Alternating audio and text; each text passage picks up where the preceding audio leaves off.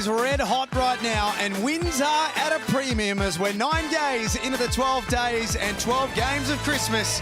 This one is very important for the Brisbane Bullets and the South East Melbourne Phoenix. Not to mention, 2 stars return tonight. South East Melbourne get their very best back, and the Brisbane Bullets get their first look at 3-time champion Casey Prather. Hello and welcome to Nissan Arena. Great to have your company for what is going to be a big game in the Hungry Jacks NBL. I'm Jack Heverin, alongside the best brain in basketball, Liam Santamaria, and the GOAT, Andrew Gaze. Gentlemen, good evening.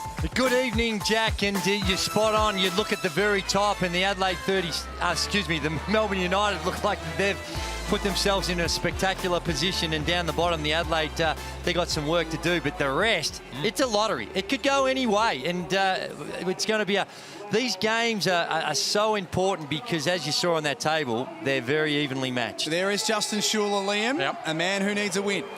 He desperately needs a win. Doesn't look too up and about, but trust me, he is very focused on getting this W. He's got Casey Prather into the lineup, which is very, very exciting. Of course, the injury to DJ Mitchell, so they put out the SOS, and the 3-time NBL champion was available, and we're going to see him in action tonight. Here is Casey Prather at his very, very best. But, Drewy, as you just spoke about on the switch, hasn't played in 2 years, so do we need to temper our expectations? Absolutely you do. And as I think Liam or Felix mentioned, that you see what Abdel Nader has done, and he's come back after an extended period of time, and yeah, it took him a couple of games, but he looks like a very good acquisition. And the difference between Nader and Casey Prather is Prather's got that experience. He knows the league, he knows the culture, he knows the coach.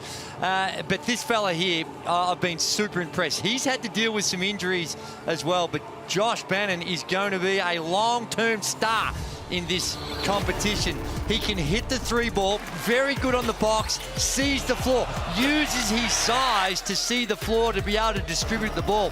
And there's a lot to like about this young man who spent, he learned his trade over in the college ranks, and he's shown a level of maturity for a first-year player beyond many others that step into this competition. For the South East Melbourne Phoenix, coming off one of their best wins in quite some time on Christmas Day against Tasmania, and they get their best player back, Mitch Creek. Which is massive.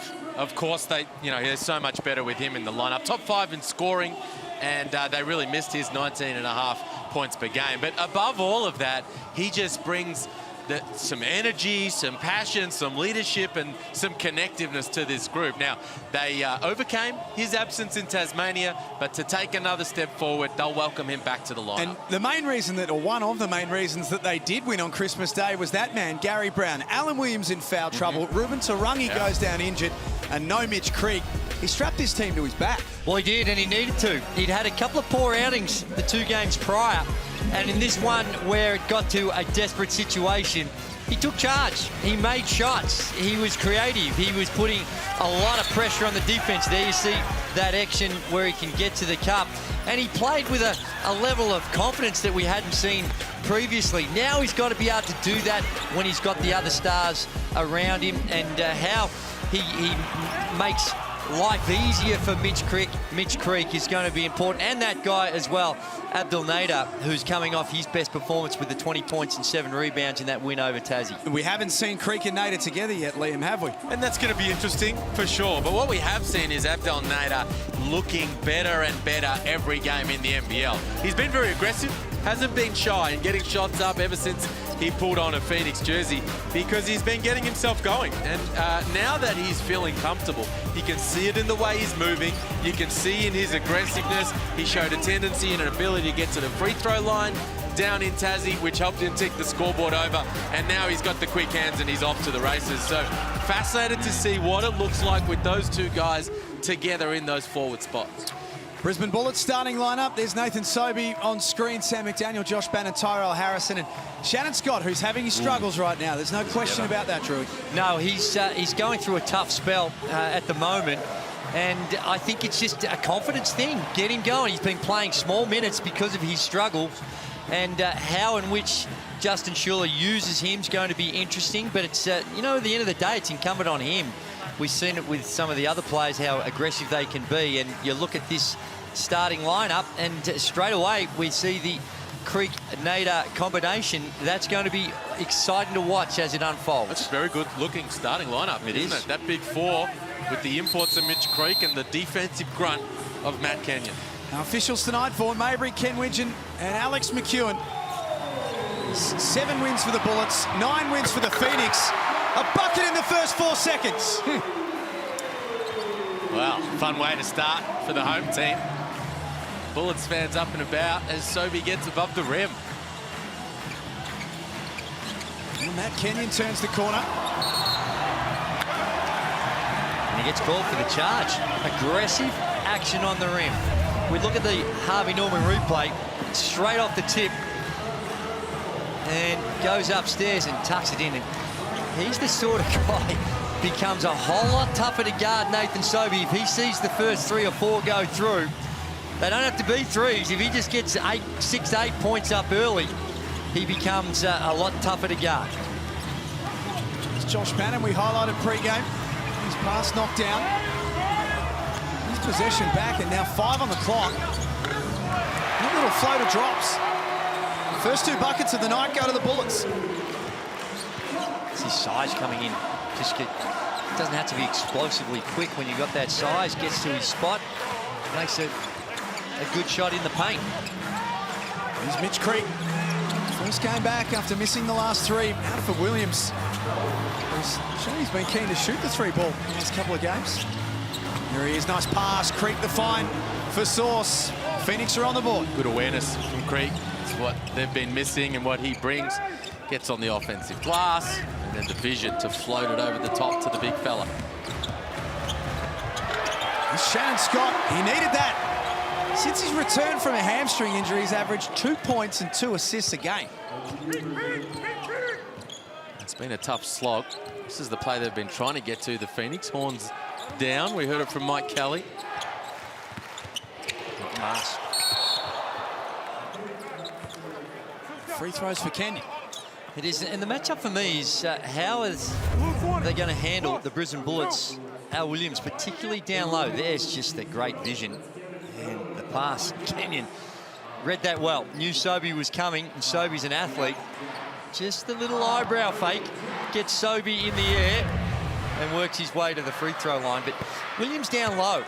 They've got size that they can throw at him with Harrison and Zukowski, but could be one that you see Baines, he's been used sparingly, but that bulk that he can throw at Al Williams might see him get a little bit more opportunity tonight, maybe. Well, it'll be interesting. I mean, Schuller will get a look at what the length does in these first few minutes here with Tyrell Harrison, and sometimes that can trouble Sauce Williams a little bit unless he can get the advantage with his bulk and strength. We only saw Aaron Baines for 5 minutes against New Zealand. Shannon Scott winning it back for the Bullets. Harrison, another whose numbers have been down last couple of games. Williams takes care of the rebound. Quickly to the other end, Abdel Nader follows up. Kenyon, as always, right place, right time. And that's brilliant by Kenyon. He didn't give up on the play. He gave Nader the space, but you're thinking, oh, well, that's going to go in. No, he kept circling it around and got himself into a perfect position. Well done. Nathan Sobey trying to get himself involved early. Well, the pull-up will be there for Sobey. You can see the scout from the Phoenix is to keep him, take away his driving lanes as Williams bangs it off the backboard.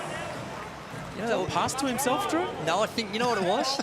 And it can happen when you're in the air and you're thinking, do I use the backboard or do I put it straight in? And you just second-guess yourself for a second and it becomes a chuck. And he chucked it up there and banged it off the backboard hard. Nader steps out of bounds and gives it a little sore with a finger. Let's get courtside Derek Rucker. Well, guys, you see 2 different coaching styles here. Mike Kelly's been nice and reserved in the early moments, but Justin Schuller is going back to his Dean Vickerman heritage and coaching hard on every possession. He realizes how much he needs this game, and we've seen Dean Vickerman employ this strategy and his coaching technique very often and very successfully. Yeah, well, it doesn't surprise me, Ruck. You know, sometimes we've seen this Bullets team they've been in winning positions or, you know, and been very competitive in games, and the game's just got away from them a little bit. And he's trying to sort of make sure everybody is aware this is a very, very important one on their home floor. Josh Bannon spoke about it after the New Zealand game, so we're just not recognising the big moments when they're coming.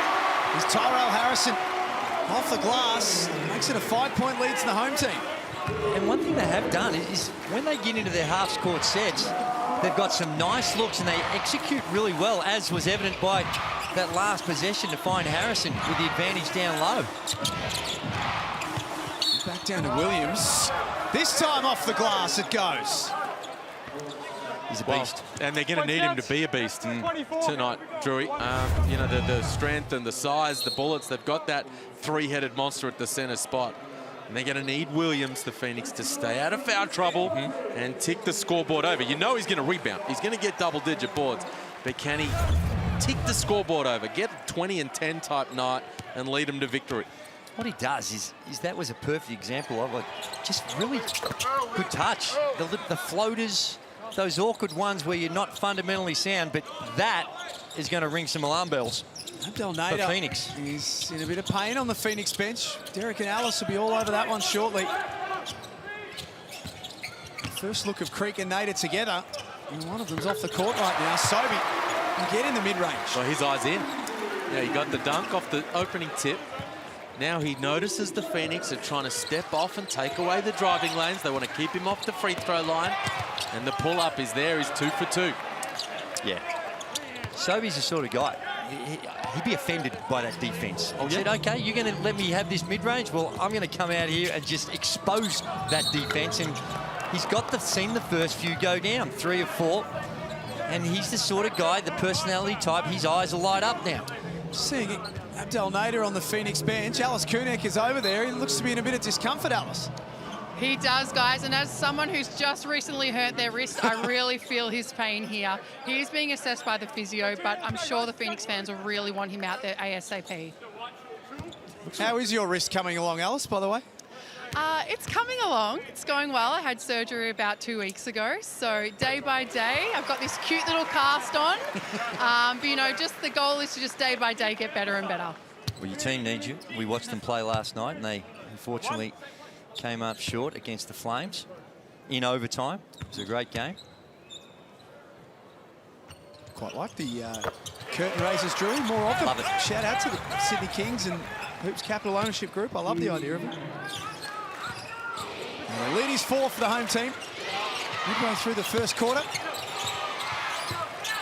And Williams, a problem inside. A big, big problem for them. Strong finish. Starts by the terror screen, the back screen up the floor from Alan Williams. Gets the bullets in rotation. And then Alan Williams finishes down low. Yeah. And what I've seen, those last 2 buckets, that's where I think Baines can just bang with him. Now, he might be getting into foul trouble as Creek around the basket with a flex afterwards. Nice action to get Creek going. But like we're talking about with Sobey, Williams, you put him in that same category. He's seen a few go in. Here we see Creek down low. And he knows he's got the bigger guy on him. And left or right, he can go either way around the basket. And that makes him so much more difficult to guard. Ends up being a second personal on Tyrell Harrison. So you get your wish, Drewy. Aaron Baines checks in. It's not my wish, but when you just think of the matchups. Yes. Sounded like you were keen for it. Well, I just thought it might be something that'd be worthy of a look. Well, we're going to get a little look-see. That is the power of the goat ask, and that just basically makes things happen. Sobey, again, that shot is there in the mid-range, and he'll take it all night long if you give it to him. Here we go. This is exciting for Bullets fans. Ben Air quickly to the other end. Great take from Ben Air. And young point guards watching on from home. Watch the way when he gets past the big fella, he snakes in front of him. He gets a step past Aaron Baines, and then he keeps him on his back. Here is where Nader got hurt a little while back. Did his finger got caught in the jersey? That's what's happened, and that's why officials will stop games and tell the players to tuck their jerseys in. Now, it doesn't make a huge difference, but it can help when it's a little tighter to try and avoid those types of injuries. Saturday night hoops here in the Hungry Jacks NBL. Phoenix leading by 2. Baines backs in on Vague with the left hand. Disappointed he couldn't finish it off. Creek for Kenyon. What vision! Blocked by Smith. Oh, great timing and reaction from Smith, but what a look from Mitch Creek. Played the last 3, Creek, and has not missed a beat. And Sobey downhill. Oh, the foul. It'll count. Feathery touch on the finish. Through the contact, and he is feeling good. Nathan Sobey in double digits already. He has 10 of their 18 in the first quarter. Here's that pass you were talking about. Beautiful find by Creek. He's averaging 6 assists a game, so he's more than capable. And did Bainesy try and rob him of 2, or did they actually give him the 2, or did it stay with Creek the basket? Attempted burglary. but was it? Excuse me, was it Wasn't Sobey? aggravated, was it? No. Was it Sobey who got credited for the 2? He did. He's leading the way with 10, but Bainesy finally gets there. On the left hand. And the Bullets have started nicely now. It's 18 apiece, but they've had a little trouble ticking the scoreboard over at times. Brisbane here, Mitch Norton, good attack. Knows he's got big banger over the top, and the deft finish off the glass. Bonus to come, which he makes. Alice Kunek courtside. Guys, we just saw Mitch Creek miss that 3-point shot, but that is the first outside shot that they've taken. It's been a huge emphasis of them to get their feet in the paint, and every time that Phoenix have got their feet in the paint, they've been able to score. Apart from that too, great hit. Perfect timing, Alice. Yeah, look, they're last in the league in 3-point rate, the Phoenix. They like to attack the rim. They like to get attempts at the cup, as Sobey operates in the mid-range again, and they like to get to the free throw line. Meanwhile, Brisbane last in the league in 3-point percentage. So it's probably not going to be a shootout. It's going to be a lot of guys trying to get 2 feet in the paint and get to the rack.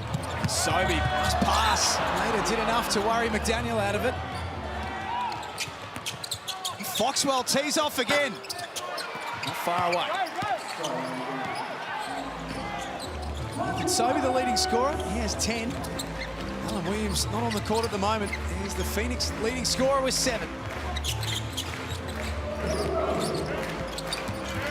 And Sobey steps back on Foxwell and got it. Nathan Sobey on fire in the opening quarter. Well, Foxwell tested limits of the officials and took a dive, and it gave a wide open look to the hottest player on the court. 6 of 8 from the field in quarter number 1. He is dominating for the Bullets. Vague has had his struggles of recent times. 0, 1, and 0 in his last 3 games. He just wants to rock right now. Sobey, beautiful look. Unselfish plays, piling on the points. He feels unstoppable, Nathan Sobey, and yet at the last moment sets up his teammate at the rim. Rosetto into the game. We saw him get some opportunity on Christmas Day. There's the flop. Now he's got an official flop warning as well. And right now, Sobey is looking at Foxwell, and this is a tough assignment for Foxwell, because Sobey's got that feeling that he can take it whenever he wants, and that time the help comes, and he finds the slasher.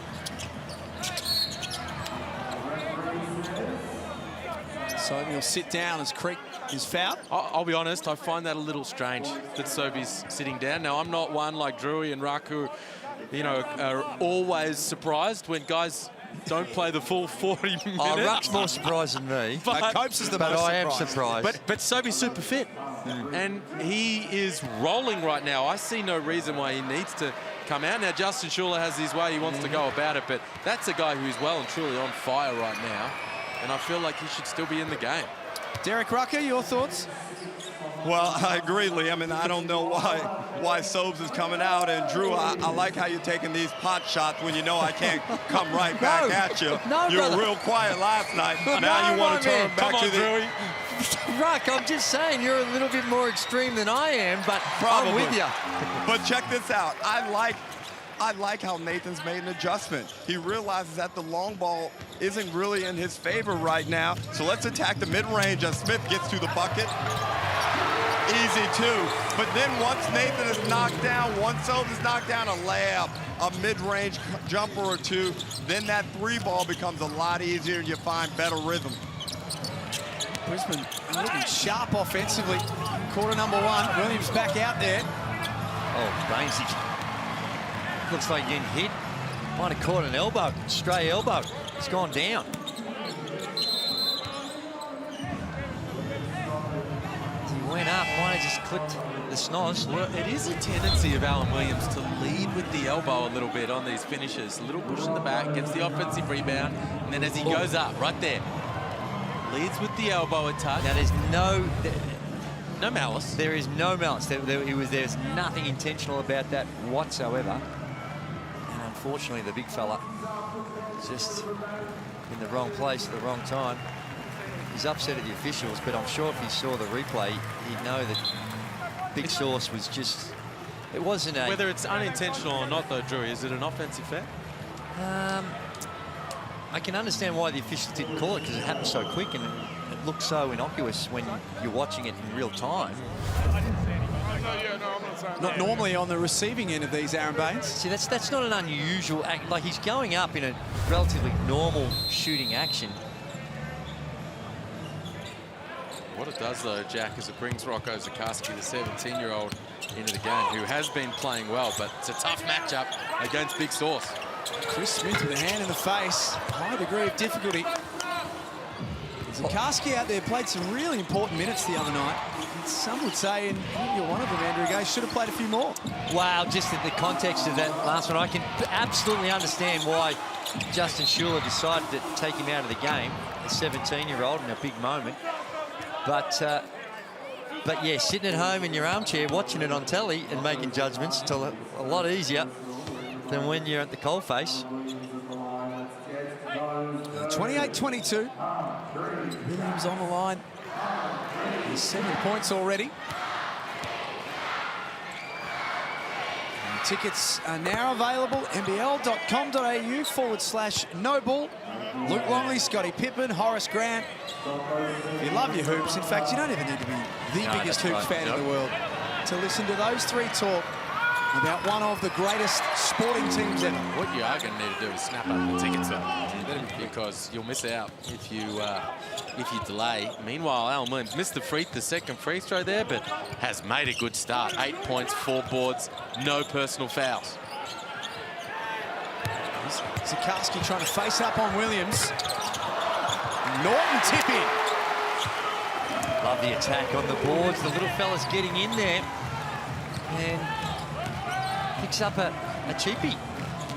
Mitch Norton. It's a 7-point lead. Thought he was fouled. It was a bad shot. He's trying to hold that for the last shot of the quarter. Instead, gives the Bullets another opportunity. And Sam McDaniel helps himself to 2. What a first quarter from the home team. They've lost their last 4 and their backs are against the wall.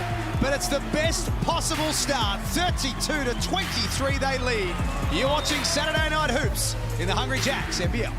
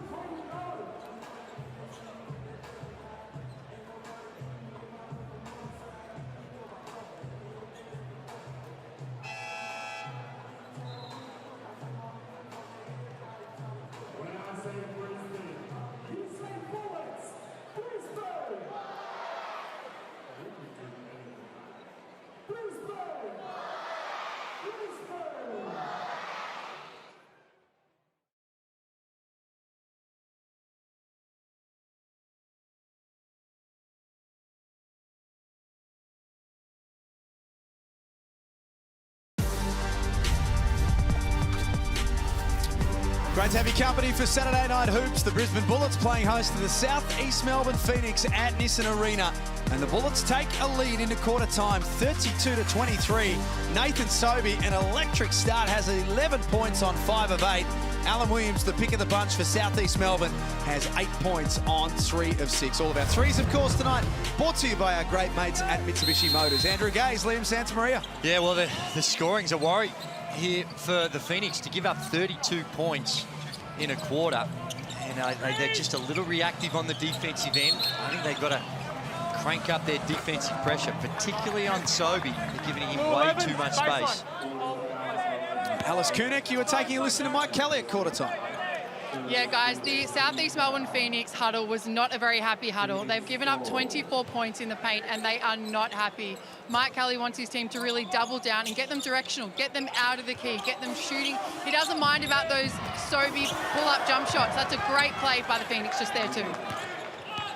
Well, I think he should be a little worried about the Sobey pull-up, because when he's in this state, when he's seeing it like he is now, 5 of 8 from the field, I think you've got to make him a passer, make him do something else. Like that! Oh, we got a foul. Jeez, a little too concerned about the pull-up there. Sobey, this time, now he's got his eye inside the arc. Here's the execution from out of bounds. Beautiful execution against the zone. Nader slipping behind the defense. The pass comes over the top. And here, there's the right hand to right hand, Drewy, and Sobey's going to the free throw line for the extra one. He's coming from the side, and Sobey, they're just good enough to make it as well as receive that contact from Nader. You got to run by him on that right hand to right hand. You can't clip him on the way past. No, sir. He had 16 against New Zealand on Wednesday. He has 15 in a quarter and 40 seconds. He's putting on a show, Nathan Sobey, and it's very fun to watch. And Williams at the other end has been the primary threat for the Phoenix. There's that big body on Williams that time by Baines. Baines goes to work on Creek. This is another one from close range. A couple of good looks. Without success, the lob for Nader. Beautiful. Brought rain down with it. It's a great pass. Had to be pinpoint accurate. Good timing.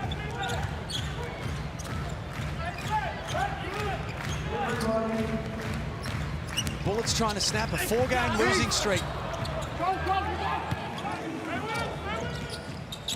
Nader surveys the options. Push from Williams doesn't go. He's done a good job, Williams. Firstly, defensively, not to foul Sobey. There to avoid the offensive foul. Comes up short, but he's making an adjustment as Bannon goes to work down low and finishes through the contact. Yeah, it's highly reactive. We look at Bannon down low. Now, the ease at which he caught it. There you see the hands on. Not a lot of contact, but still the contact's there. Hard for the official to avoid it when you're swiping around the back and you're holding with the right hand. But Nader needs to do a better job of half fronting. Make Bannon catch that in the mid-range or out in the three-point line, but the ease at which he got it on the box puts him in a tough spot, and he picks up another foul. Let's get over to Derek Rucker, courtside. Well, guys, this is a huge quarter for the Bullets because we know that if they are down at the half, they've lost 18 straight. So, Liam, guess what happens if the Bullets are down at the half? They lose. They're getting to win tonight, right? Oh, they win.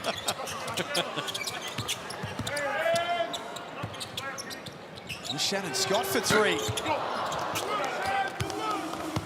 can see the record on your screen. It was spoken about a lot in the coverage on Wednesday. They are behind at half-time. They are simply not winning. As Williams helps it in for 2 more.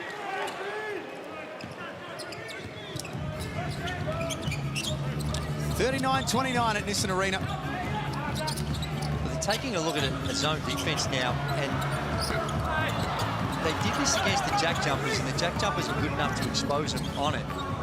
But it does provide a different look. Scott lays it up. Not a great look, soft jack, but there does seem to be a little porous in that zone. Yeah, and if you can find someone in the middle, right there, Shannon Scott, well-timed cut. It's 2-on-1. Now it's 2-on-1. Alan Williams stays with Baines for a moment. That opens the lane for Shannon Scott. And meanwhile, Justin Schuler, he's going to insert Chris Smith as well. So he's going to say, you're going to go into the zone? All right, I'm going to bring on my 3-point shooter, and we're going to find some looks on the arc. Snooze time out. It's the Bullets who lead 41-29, and we spoke about the rich vein of form that Josh Bannon's in at the moment. Pre-game, he caught up with Alice Koenig.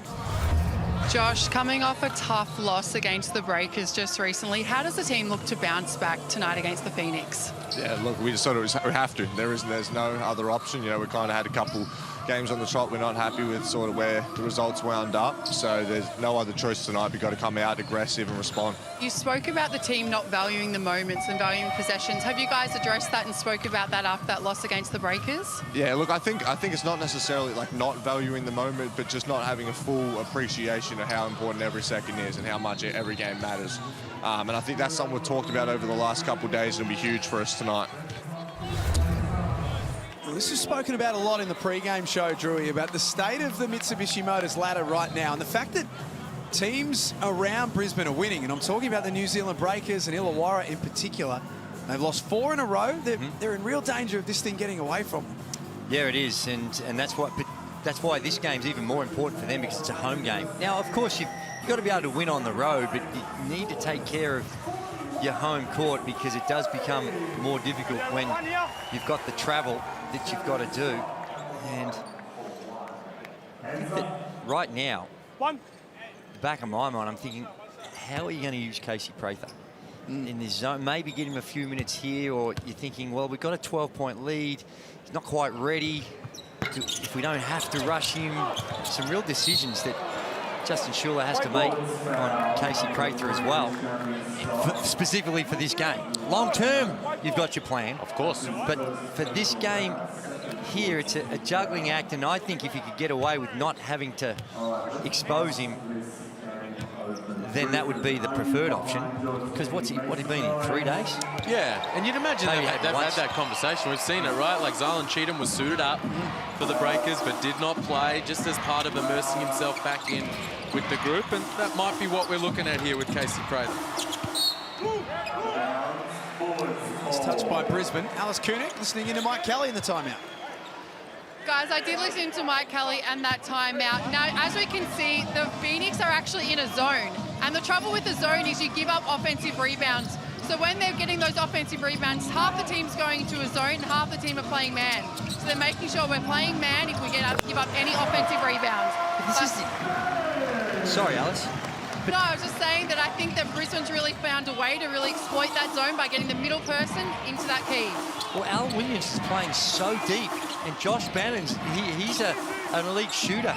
The ease at which he can catch it at the free throw line makes it really, really tough. And here is what you're talking about, Drew. We'll have a look at it next time we get the opportunity. Just simple zone offense and execution. Catch it with the flash to the middle, and they're getting good looks. It's either the shot or the possession before. It was the penetration. They're playing 2-on-1 with Williams in the middle. Here you see, very patient. Ball from side to side, and then the flash to the middle from Josh Bannon. That's very easy offense and a wide open look. Creek tucked away in the corner. It's not what the Phoenix were looking for. Bullets have put their foot down. 2 more for Bannon. Strong take. Really good take. Some young Mitch Creek vibes about that from Josh Bannon. Pushing with the left hand, the strength to finish in transition. It's now a game-high 16-point lead, and Alan Williams is clutching at his knee. Dear. This is a horrible sight for Big Sauce and the Phoenix fans. He's in all kinds of pain down there. Took heavy contact from Shannon Scott into the side of the leg. He's just trying to fight over the top. Well, in fact, there wasn't a lot of contact on the leg, was there? A little knee to knee, I think. Now, that's a good... If it's knee to knee, they hurt. It wasn't a twist. Yeah, the twists are the ones when you really get nervous. And he's just trying to fight over the top. Let's hope that he's not too... I guess the worry was the fact that he grabbed at the back of his knee, yeah, sort of that's around right. PCL territory. Oh, jeez. That's not a good sight. Obviously, we know how important he is for them over the course of the season, but having a really good game thus far as well. They're only going double digits, avoided foul trouble to this point. Frustration for Alan Williams as he heads back to the room. Just talking about the fact that they got Mitch Creek back in almost their full complement to work with, with the exception of Moller, but that's an easy bucket for Creek. Seems like the Brisbane Bullets are just trying to adopt the same zone defense as the Phoenix then, because it was a replica of what we saw. This time it was Creek just getting to that free throw and making a free throw like that. I mean... All right, you know what? Let's just put away the zones. Everyone play man-to-man and let's get on with this ball game. If they don't, it might be 200 beats to 198, the way things are going. And Creek with the shot clock at single figures. Over the top of Baines. Yeah. It's as though with Williams going off the court, Creek's decided that he needs to be the man for the Phoenix to get them back in it. He's up to 8 points, but Sobey has been the man from the moment this game started. Well, they're having trouble on defense right now, the Phoenix, no matter which way they play it. They jump into the man-to-man there, and Sobey gets right to the rim. Well, he does, and it's the go screen that caught him out. You have a look at the Harvey Norman replay. Ben Air bit on the go screen. Yep. And as such, opened up a lane for Sobey.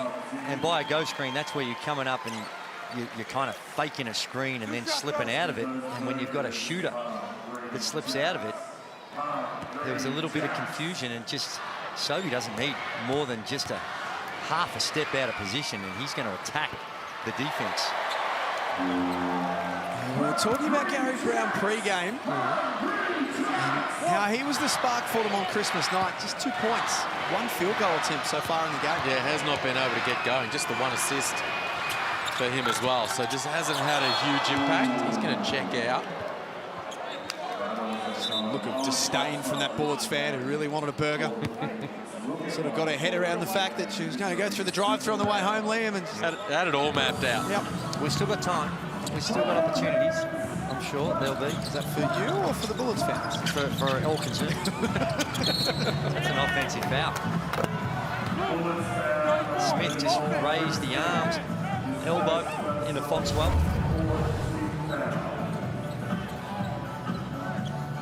Just a little push off. And Chris Smith's not been shooting the ball well. 1 of 14 from the three-point line in his last 4 games. Yeah. And the good thing about it in the last one, he wasn't shooting the ball well. 0 of 5 from the three-point line. I think it was 4 of 16. But he rebounded. Got on the glass. When the shot is not falling, you need to contribute in other ways. And he got on the glass with 12 boards in the contest, which is a huge bonus. All eyes for the Phoenix are on Alan Williams right now. There he is, Alice. How's it going? Guys, we do have Alan Williams back out here on the bike. He said he's fine and he's ready to get back out on that court. Nice. He's heading in the wrong direction. Court's out here, Al.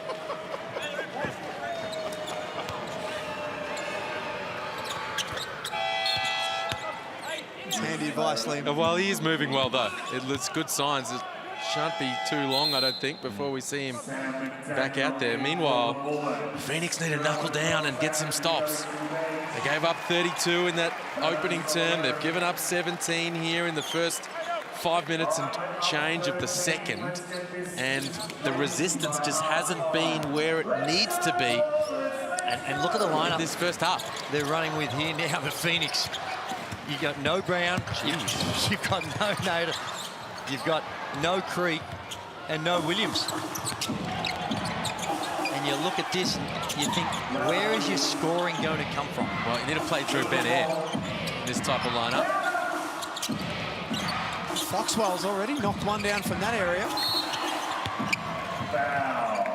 That was a good call from the official. Sometimes the bigs get away with a little quick shove in the back for the offensive boards, but Anzac Rosetto doesn't get that type of call. And Justin Schuler's going to call for time, get his guys organised as they enjoy a 13-point lead. Snooze timeout. 4:19 remaining in the first half. It's the Bullets who lead 49-36, and Abdel Nader still very new to our league, but he's becoming very comfortable very quickly, and he caught up with Alice Kulik pre-game. Now, you haven't played with Mitch Creek before, and you know he's back into the lineup. How do you think if this team really gets rolling, can you guys match up against the likes of United or Perth? I think so. I think we have a lot of versatility. You know, I haven't played against these teams yet. I've only seen, so I don't know too well yet, but with Mitch, Al, we have a lot of size in the front court strength, and Mitch also brings that versatility to be able to switch onto guards and guard them. So I think our matchups will be much more comfortable for us on our end. Now, how's the body feeling, and will we see an increase in minutes for you in tonight's game?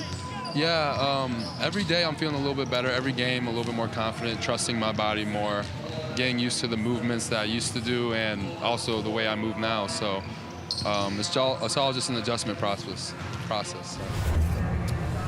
There's Abdel Nader, more than 200 NBA games experience, still new to the Southeast Melbourne Phoenix. And there's Alan Williams. Good news, as Alice told us, that lineup that was out on the floor, which is still there now. Rosetto, Nader comes back in. Well, Nader's back in. Vague and Foxwell. They are tested for depth. No Craig Moller for the rest of the season. Ruben Tarangi not out there tonight.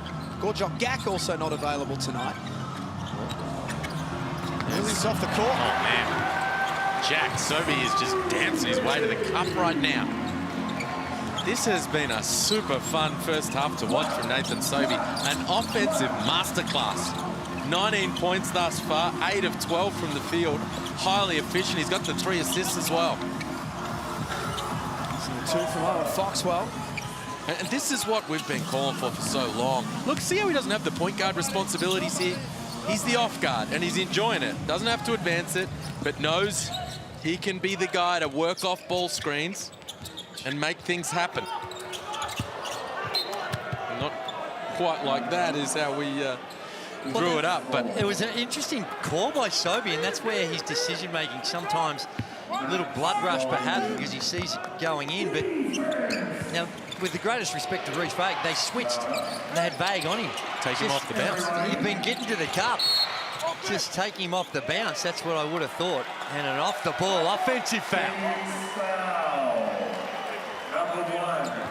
Anzac Rosetto, the guilty party. Not sure it was off the ball. Probably just trying to establish that low post position. As we have a look. That's not what he got called for, is it? Well, you had 2 cracks at it. Is that one too many? Well, for me, that's the official saying, should be yelling at, hey, cut that out. You don't need to blow a foul on that one. Not on that one. Just like at home with the kids. Just cut that out. Stop it, you two. Now, maybe you did and we didn't hear it, so I don't want to be overly critical, but my goodness. Now, let's have a look at Alan Williams here. Back on the floor with Creek and Brown together.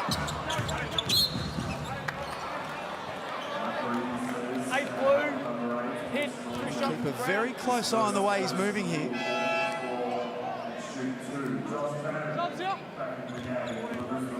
Well, Phoenix fans would have had their hearts in their mouths a few minutes ago when he went down, clutching the back of his knee.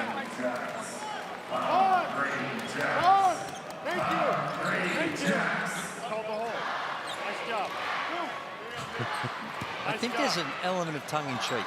You think so? Little facetious? Is it or not? I don't know. I think so. Gary Brown's already flirted with burgers tonight. Brisbane fans. He's 1 of 3 from the stripe.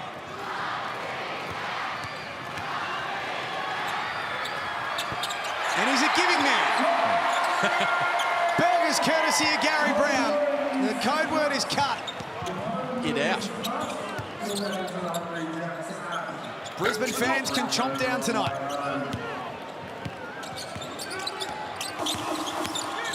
Nader, coast to coast. Sent packing by Zakarski.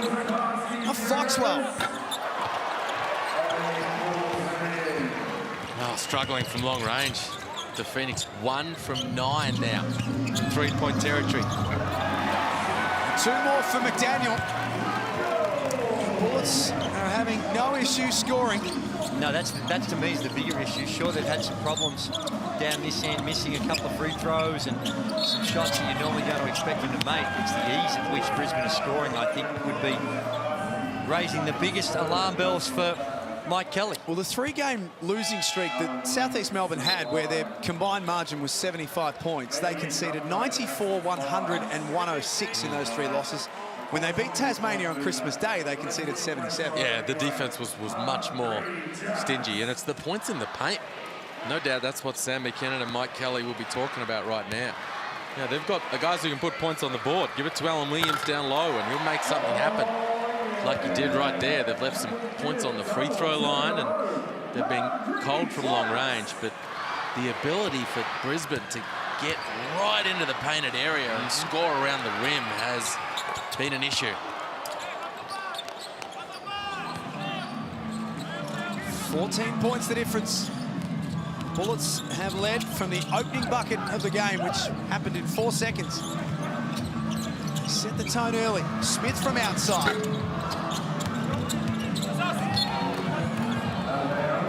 Phoenix ball with 2 minutes remaining. Well, the helpful thing for the Phoenix is that Brisbane have also found it tough from 3-point territory. They're 2 from their 9 attempts. 3 of 18 combined.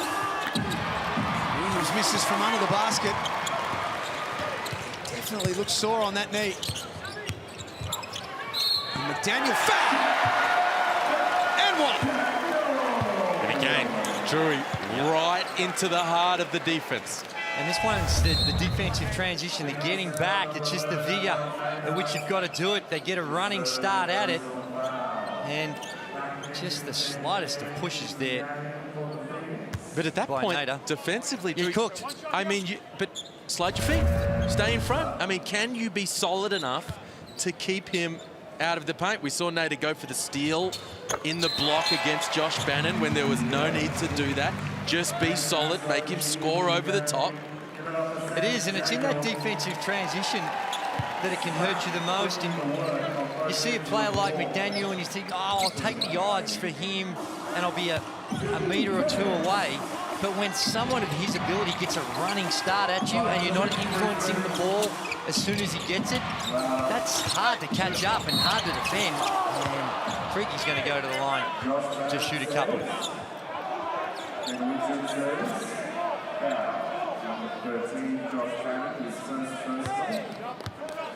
Josh Bannon, he wants it reviewed, but I don't think he's getting much love from Justin Schuller.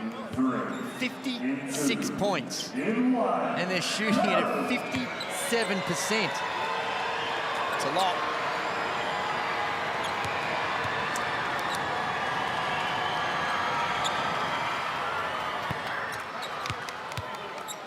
Creek makes the first. Mike Kelly watching on. It was only a couple of days ago that against all odds they defeated Tasmania on Christmas Day. And this, so far, has been a long way removed from them. They just got to find a way to keep Brisbane away from the rim. Make them shoot from the perimeter. You know, they're 22% from 3-point territory. They're 67% from inside, and they've scored 22 from 33 from in this sort of range.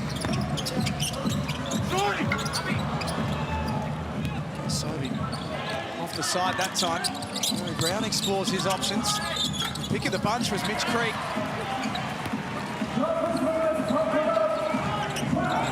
19 points for Sobey, the game's leading scorer.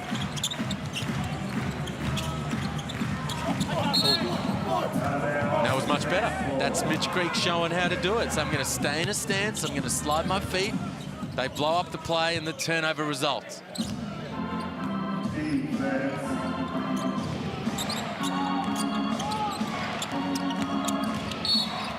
Brown forces contact from Norton.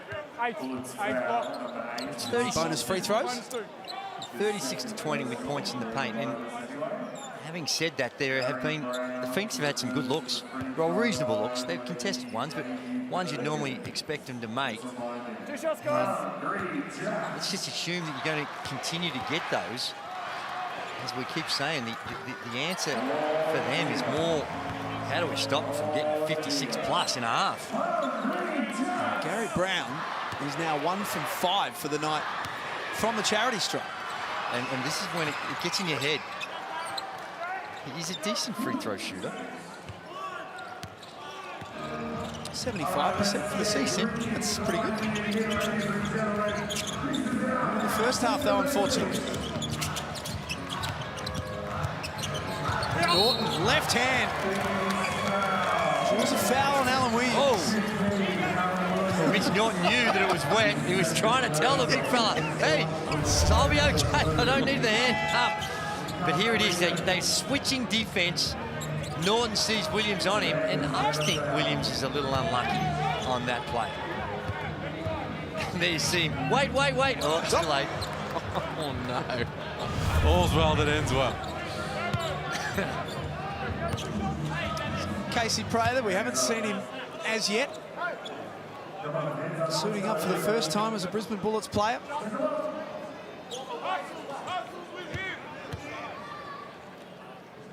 He's watching his new team put together a very good first half. So Williams checks out with the 2 fouls. And so Justin Schuller responds by closing out the half here with a small lineup. None of his 3 centers out there on the floor. And he's gone to his hustle defense, and that usually means they're going to switch everything. And with this lineup on the floor, you can do that. 57 points in a half for the Bullets. And Ben Ayres steps out of bounds.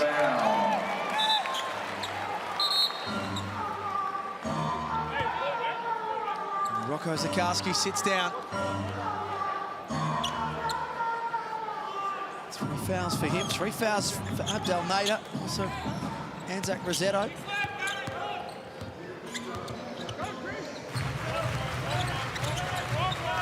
A couple of seconds difference between the game and shot clock.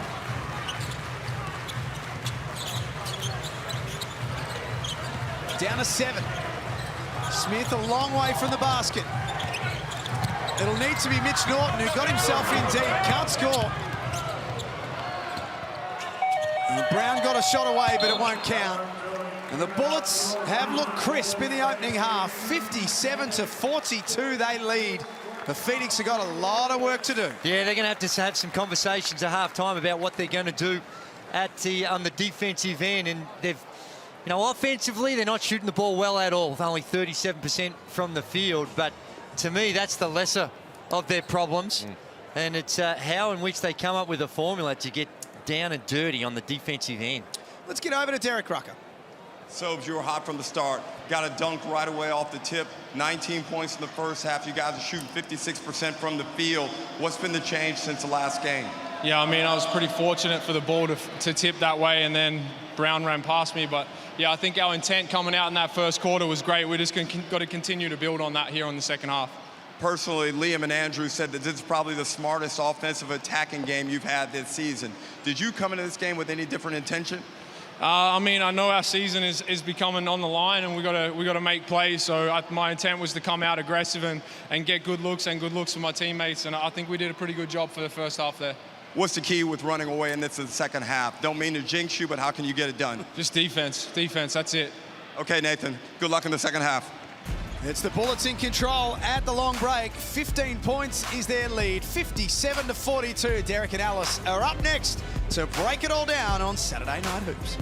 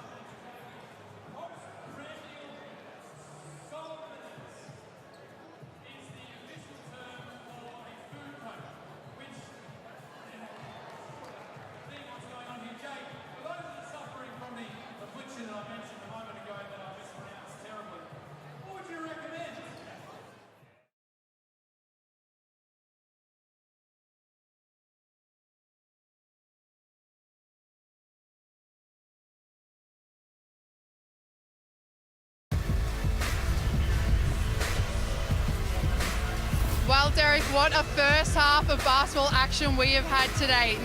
Nathan Sobey has been absolutely super impressive. He's led his team from the front. They don't want to lose 5 games in a row, and I love the way they're playing. I love the intent they're playing with. What do you think of the game? Well, it's been exactly what the Bullets have needed. A live, active, and energetic start from Nathan Sobey. He's been very intelligent with his decision-making on the offensive end and has resulted in an outstanding offensive performance from the Bullets. Then on the other side, Alice, they've been outstanding defensively, really locking down the Phoenix. They've been assisted by some injuries, but still overall the Bullets defense is significantly improved, even though they're 4th in the league in their defensive rating. We discussed Nathan Sobey really tearing it up on the offensive end, but Southeast Melbourne Phoenix haven't been good enough. They've let the Bullets get downhill far too much, and I know Mike Kelly and that team is not happy with his team, but full credit to the Bullets the way they've started this game, Derek. Well, I mean, you got to know what Nathan's good at. He loves to get on this left hand, and I thought the Phoenix allowed that to happen too much. You let him get on this left hand, he gets to his step-back game. He gets to his draw the foul and make plays off contact. And as we look at the Blackmore shot chart, a lot of green there, a lot of green there. The Bullets fans will be elated to see Nathan Sobey in this type of form because this is what they expected all year from their best player. Now we're about to have Josh Banham on screen, and I really like the way he's attacked this game. He's attacked it against Mitch Creek. Mitch Creek is one of the premier players in this league. but Josh Banham has been super aggressive going up against those Southeast Melbourne bigs. I love the way he's playing, and I love the intent that he's playing it with. Well, he's deceptively tall. He's a little bit taller than Midge Creek. He's got the fight. He's got experience at the college level where I think he's seen enough excellent players to know how to defend. Now, look, they may not be of Midge Creek's caliber, but they're still good, and they've allowed him to develop enough knowledge to be able to handle Midge Creek. And as we look at the halftime stats, Alice, they don't show it there, but one of the keys is the Bullets only turned the ball over twice in that first half, and that helped them be able to create 44 field goal attempts, which is outstanding. They've taken 7 more shots in the Phoenix. They haven't shot it well still from the 3. They're one of the worst in the competition at that, but they've knocked down enough mid-range shots to put themselves in a great position. Now, Derek, we did mention that, but we've got a huge game on our hands tomorrow night. New Year's Eve, we've got Illawarra Hawks taking on the Adelaide 36ers. And the Illawarra Hawks, they're in form. They're playing great basketball, and I'm looking forward to a great contest here. We've also got the Cairns Taipans taking on Melbourne United. United have travelled up to Cairns. It's hot up there. Cyclone Jasper's still around, but we've got a huge, huge game of basketball to wrap up the NBL for 2023. Derek? It's going to be a great one. I'll be down in Melbourne. I'll be covering Cairns in Melbourne. Joe Healy will be up in hot Cairns so she can sweat it out, but it's going to be a fantastic doubleheader. No better way to bring in the new year, Allison, with some NBL basketball. Absolutely. We love NBL action. We've got NBL, WNBL, and now we've got our Bunnings backers ballers. Bunnings is backing the next generation of ballers. Today we're going to have a heap of fun. I'm going to surprise a family. They're huge basketball fans and they love the Phoenix. I'm going to jump in the car. Hello. We're going to head down to John Cain Arena and we're going to have a blast. Do you know who I am? Yeah. Ah, God love you. How about those shirts? Do you like them? Yeah. The Bunnings Ballers. Can I ask you a question? My word, you can. Is it true that you held the most score for 11 years? I did, 11 seasons in a row. I was the leading scorer, but that was a long, long, long time ago, my friend. Hey, Meso, give me some love, brother. I thought you could wave this sign and maybe get the whole crowd to chant out, defense! Defense! Now, you might be saying that, but I just want you to know, in your head, you got to realise it's all about the offense. Yeah. It's all about shooting threes, getting to the rack, dunking on people. That's really what we want to see.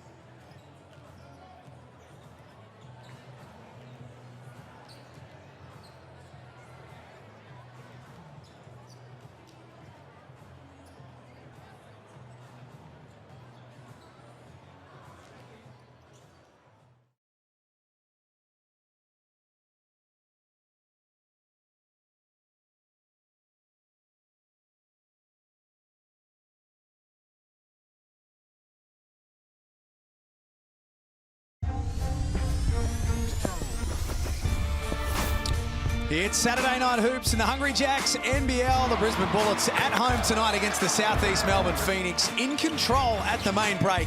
They lead 57-42, as we mentioned at quarter time.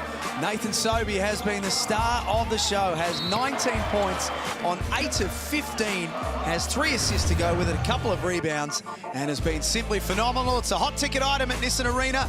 There's Shayna Jack, 4-time world champion and 2-time Commonwealth Games gold medalist, front row tonight at Nissan Arena as well, enjoying the game. And why wouldn't you be? The Bullets are playing good basketball. Enjoying quite a good show. Yeah, Bullets leading by 15 at halftime, piling on the points, Drewy. And if you're the Phoenix, well, you've given up 32 in the first quarter, 25 in the second. You need to step up and play some defense here in the third.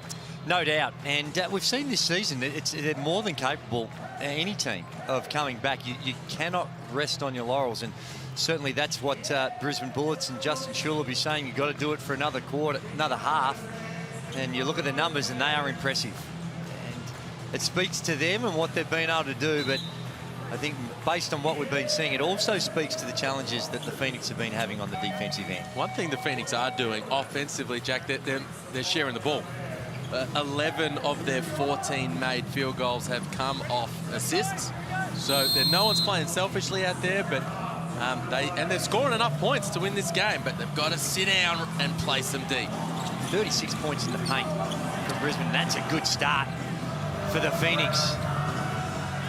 And it's the defensive effort. You make a statement on the very first play, up and in, and ball pressure. Brown all up and in on Norton. Crosses over. We saw this against Hobart, remember? Start of the third. Excuse me, Tassie, coming back to the old days. But against Tassie, they came out and straight away. Gary Brown. Well, you mentioned him, Jack. You mentioned him in that second quarter, said he'd been a little quiet, and he's off to a hot start after half-time. He has all 5 of the Phoenix points in the opening minute. Just keep an eye on Alan Williams, too. And Sobey takes his tally to 21. He's almost skipping down the court. Yeah, get from one end to the other. Does not look comfortable at all. Sustained a knee injury in the second term. There's Brown that time. It rattles out. Just wonder how sustainable it is for him to be out there. Sobey feeling good. He's felt good all night long.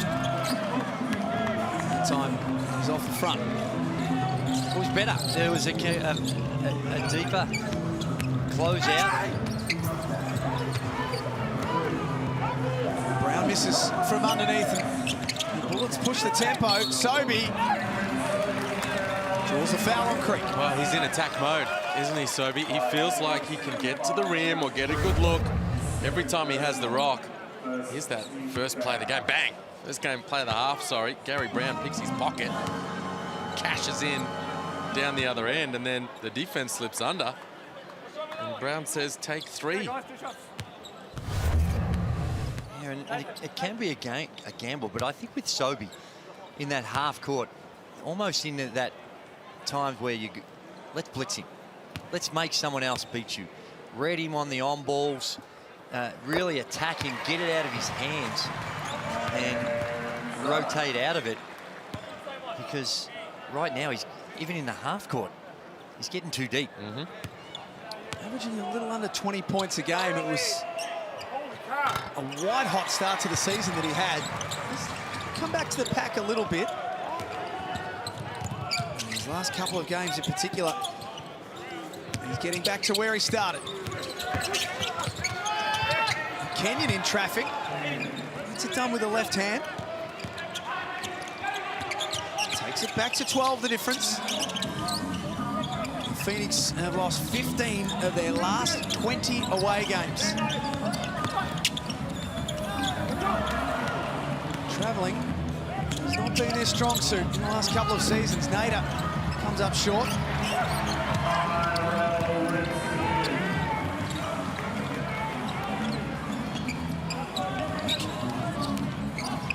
Sobey this time feeds Bannon.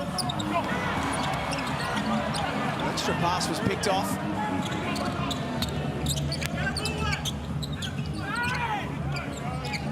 Nader catch and shoot in rhythm.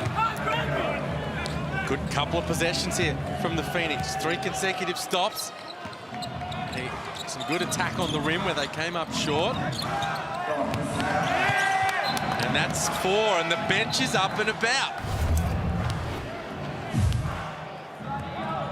Here it is on the Harvey Norman replay. The swing from Mitch Creek, the skip pass. Abdel Nader knows what to do with it, and then maybe just gets away with a little bit of contact, but the turnover results, and the Phoenix are clawing their way back. 8-4 start to this turn, 10-4, I should say. 12-4, Abdel Nader. It's that one to drop, and things are getting very interesting all of a sudden. That it's a 7-point ball game.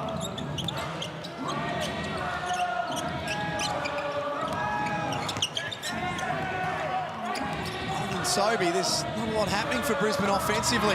They're the ones. That's what you've got to try and avoid that I was talking about by blitzing him on those on-ball screens, because he's walking into that mid-range shot and he's on fire. Creek stripped. Swift hands from Shannon Scott. And he drops it off to McDaniel, and Creek takes the foul. That'll be his third. They've just been able to wrestle a little bit of momentum back in these last couple of possessions. The Bullets, here's Creek, the good hands from Scott, top 2 in the league in steals. He sets up McDaniel, who gets himself to the stripe. Ruck, courtside. Feels like a bit of energy has been sapped out of the building to begin this third quarter. Yeah, well, I used that ugly baby analogy a couple of weeks ago, and we're kind of back there in that same position. And the Bullets also have some injury concerns. Shannon Scott, I had a quick word with him early in that third quarter. He said his hamstring still isn't good. He just can't stride out if you watch him, guys. And over here, Chris Smith is getting his shin worked on. So not only are they losing a bit of the vibe and momentum as Kenyon gets another one, it seems like they've lost their defensive attention span also. Well, it might be a time where it's Casey Prather time. Oh, geez. Have a look at him if he's available, because I know you're thinking of the bigger picture and you want to get him ready, but you don't want the season to skip away from you as well. Bannon and Creek go head-to-head. Fascinating matchup, that one.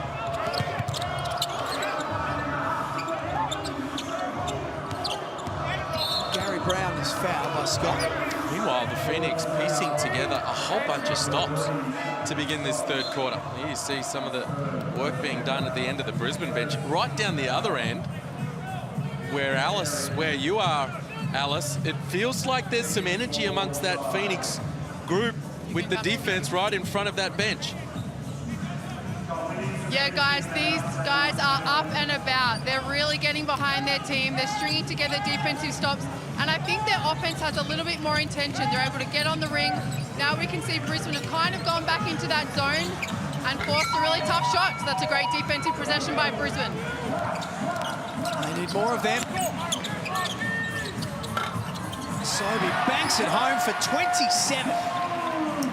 They built all the answers, Troy. They did. They built the wall. They had 2 or 3 guys right there in the paint, but then he's just able to work his way into his preferred spot for him, a relative easy one.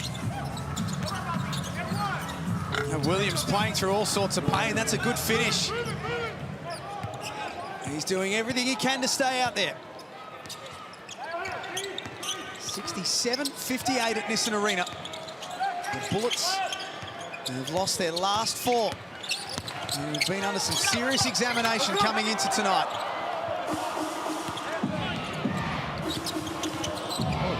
Brown with all the tricks. And the dime for Kenyon. And reset through Creek.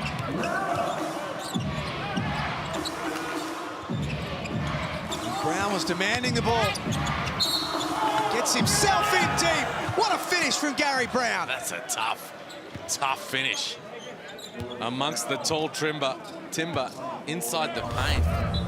And and he just muscled it up and in, Drewy. Well, a bit of early Harlem Globetrotter stuff. We know they're coming out.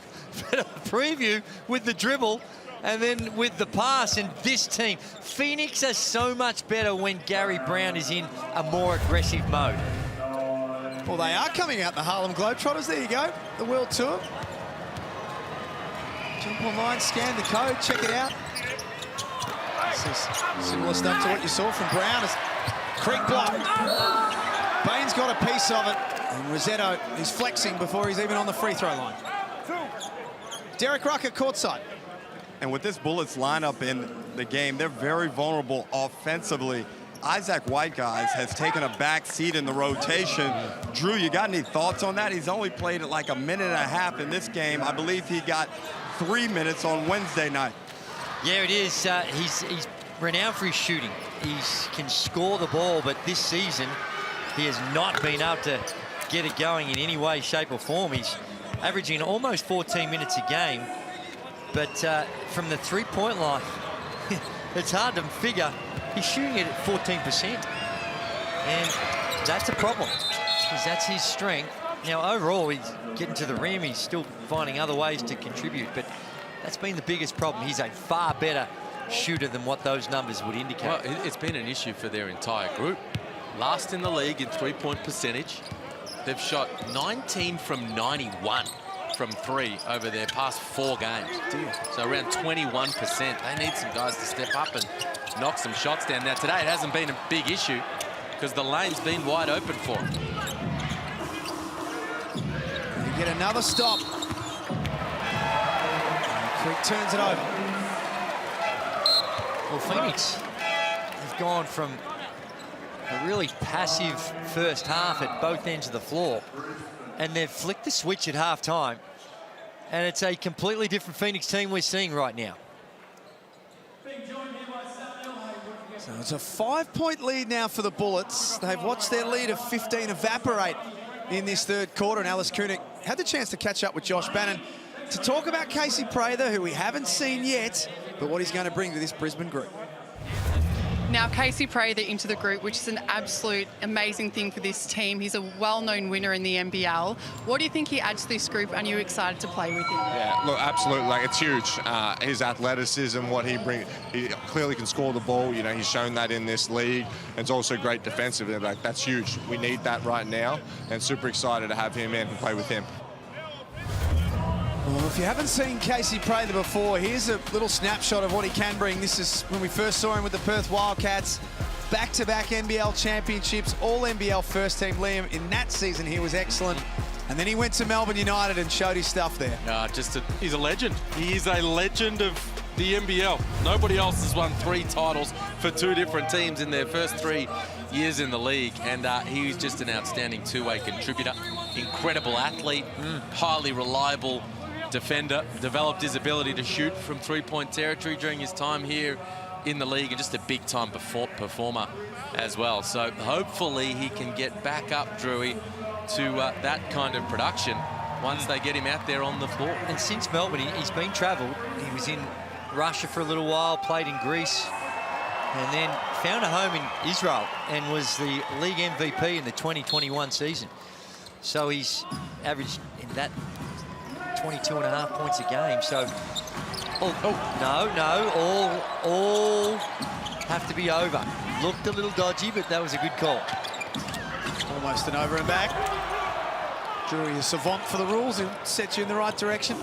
67-62. Brown stepping back. Bullets ball. So, Shannon Scott with a hamstring issue. Chris Smith, as Ruck told us, is off the court at the moment with a shin complaint. There is Shannon Scott, who's out there but under duress. Have they almost missed the Prather window for tonight? I think they have.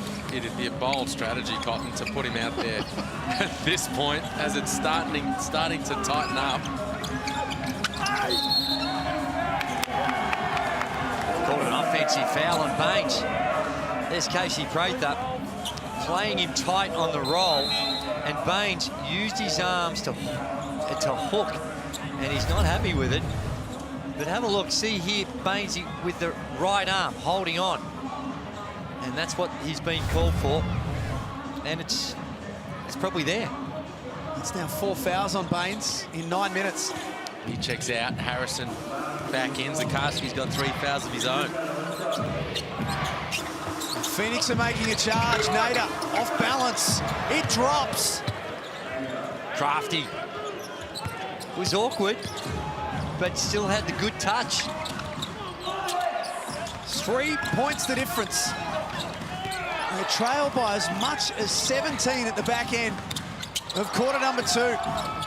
Brisbane have completely stopped in this third quarter. The ball's stuck. It's getting stuck. It's not getting through hands. The attack on the rim, the kick out, the finish. Missing a few plays around the rim.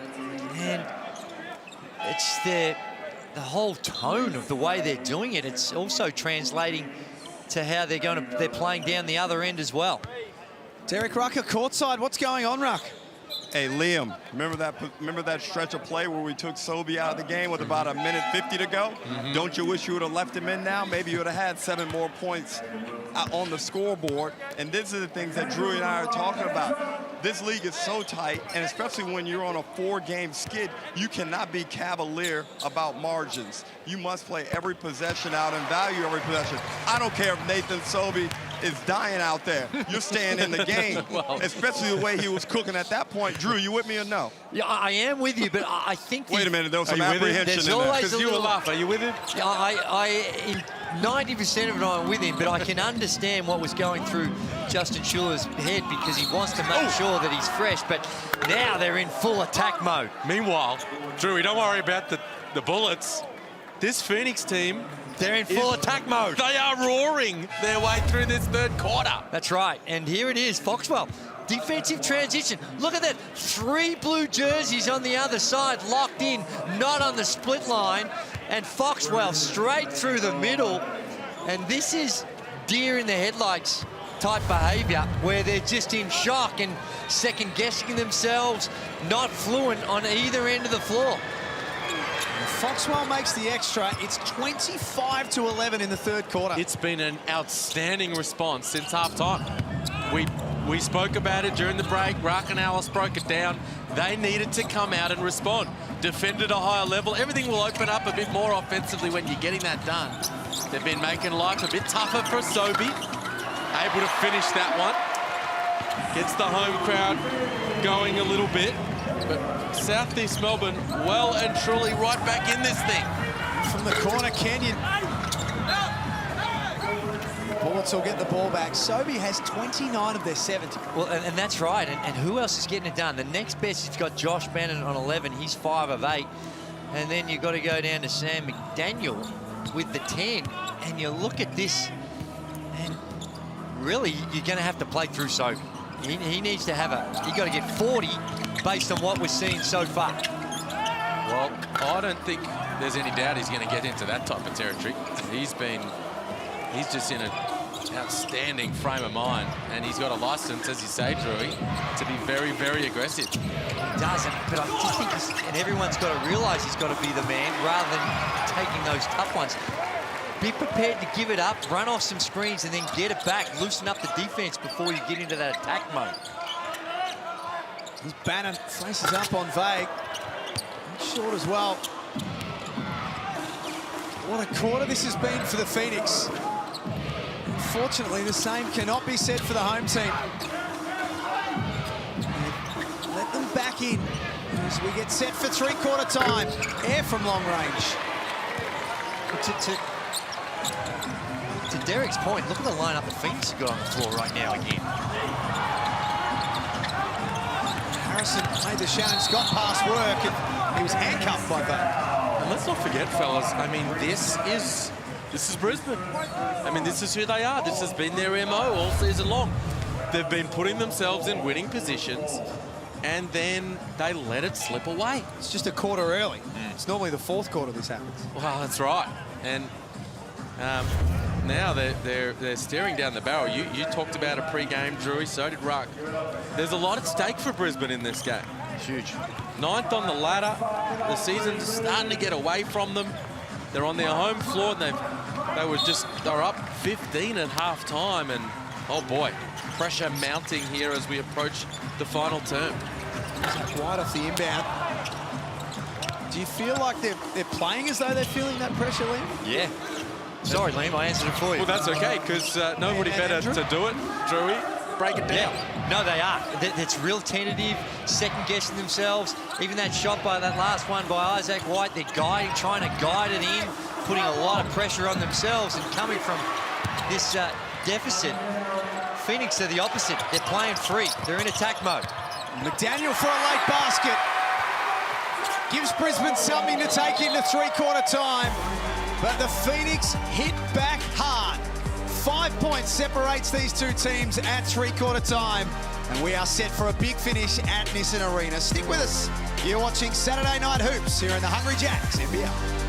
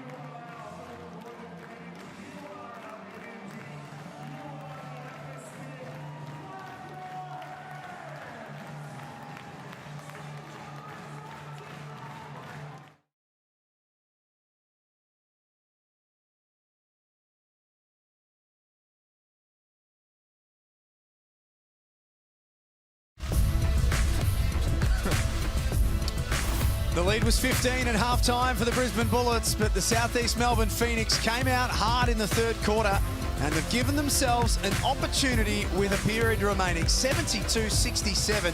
The Phoenix outscored the Bullets by 15 in quarter number 3. And all of a sudden, this game is very much up for grabs at Nissan Arena. We mentioned it's the hottest ticket in town. There's Jack Doohan, the son of a legend, Nick. He's also had 3 wins in his last season with Formula 2, and he's now a reserve driver with Alpine in F1. He's a star of the future. Remember the name?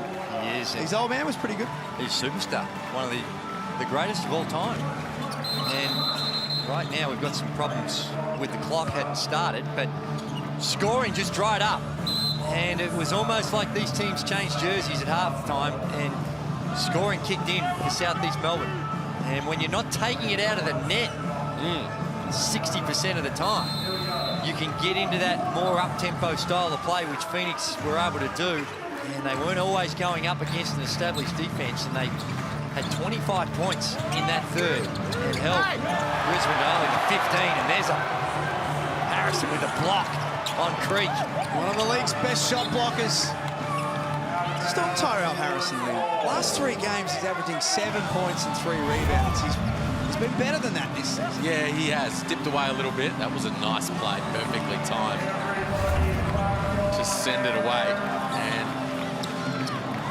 they're going to need him to be big. All the bigs are in foul trouble here for Brisbane. Harrison's got 3. Baines has got 4. Zakarski's got 3. Meanwhile, Alan Williams is having a good impact. Sam McDaniel able to kiss it off the glass. Having one of his better seasons in the NBL, Sam McDaniel. Creek with his feet set. Good look. Jumps out late. Ben Ayres got the matchup on Nathan Sobey now, giving Matt Kenyon a little breather from that job. I like it. I like the matchup because he's going to get up and in.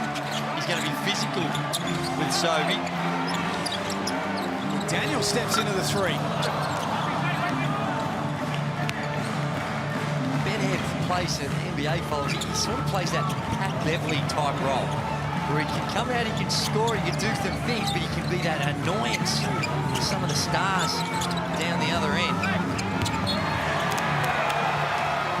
Costly turnover for the visitors. Oh, geez, this is a big fourth quarter. We've spoken about how important it is for Brisbane, and we mentioned off the top New Zealand, Illawarra, Cairns, all those teams, coaches, fans, they're going to be watching this game, cheering Brisbane on, because it's a big one for Southeast Melbourne as well.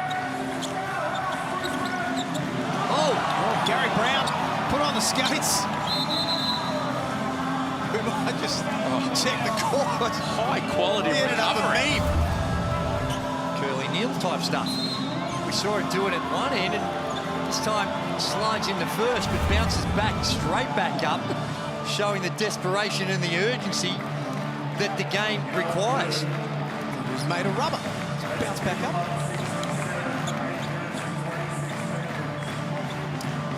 Alex Koenig in that three-quarter time huddle. You were listening to the all-important message of Justin Schuller. Yeah, Jack, we spoke about their fourth quarter woes, and hopefully this is a bit of a new year, new me, one day earlier for the Brisbane Bullets. He said, we are playing finals basketball right here. We are holding on to this game. We've got 10 minutes. Down the other end, they want to attack Alan Williams. They want to go at him. They know he can't move very well. Oh, that's interesting. Look at him. You can't see, he's hobbling up and down the floor. We saw McDaniel score over him on the earlier possession, and then Josh Bannon pulls up from mid-range. They're ticking the scoreboard over. Full credit to him for staying out there. He's clearly hampered. Wayne's almost tipped it in for the Phoenix. Hustle from Williams. Gets the ball back from the baseline. Well, he's a huge presence around on the boards, isn't he? He's got the 13 points, 12 rebounds, big double-double, and just his work around there wins an extra possession for Southeast Melbourne.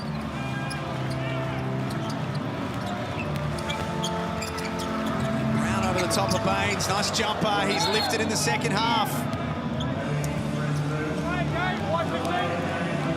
Play a game warning, so they need to be cautious. But again, it's been like it was against the Tassie Jack Jumpers. They've been really solid on the boards in this one as well. They lead that category by a handful. And there's a blocking foul. The floor wiper's thinking, wasn't I just out here on this very spot? Not quite in position. Good call by the officials. If I'm the Bullets right now, let's put Nathan Sobey in some ball screens involving Alan Williams. Talking about trying to make Big Sauce play defense. I'm going to review this, I think. I think they're going to challenge it. I think Mike Kelly's going to challenge the call. 76-79 at Nissan Arena.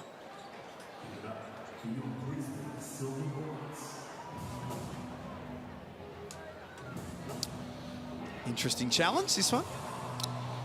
I don't like his chances from the angle that we saw, but perhaps it's worth a roll of the dice at this stage of the game. A couple of big possessions coming up.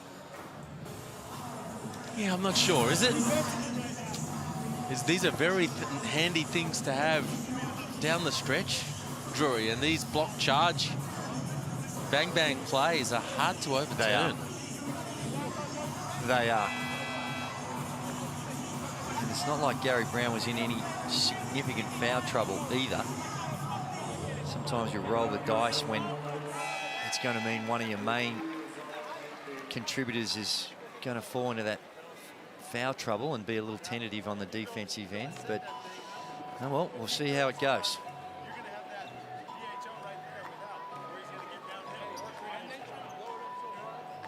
After review, the coach's challenge is unsuccessful. The call on the floor stands. Blocking foul on Brown. Brisbane ball from the sideline. Well, there you have it. Well, not surprising. And I'm not sure. Gee, it's, on that angle, I can understand why Mike Curley wanted to have a look at it. These challenges can be very handy for you down the stretch. 100%.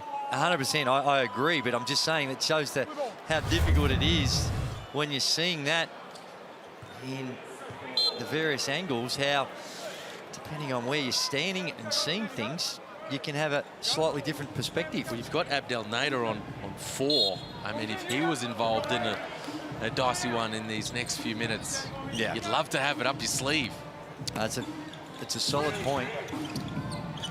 No challenge remaining for the Phoenix. Sobey had room to fire. And again, there you see the scouting report, the strategy from the Phoenix. Kenyon almost giving him that look, saying, I'm going to give you a step, I'm going to give you some space, because I don't want you driving to the rim. Phoenix looking to make it 2 in a row. After losing 3 in a row, their season in a precarious spot at the moment. Daniel takes care of it for the Bullets.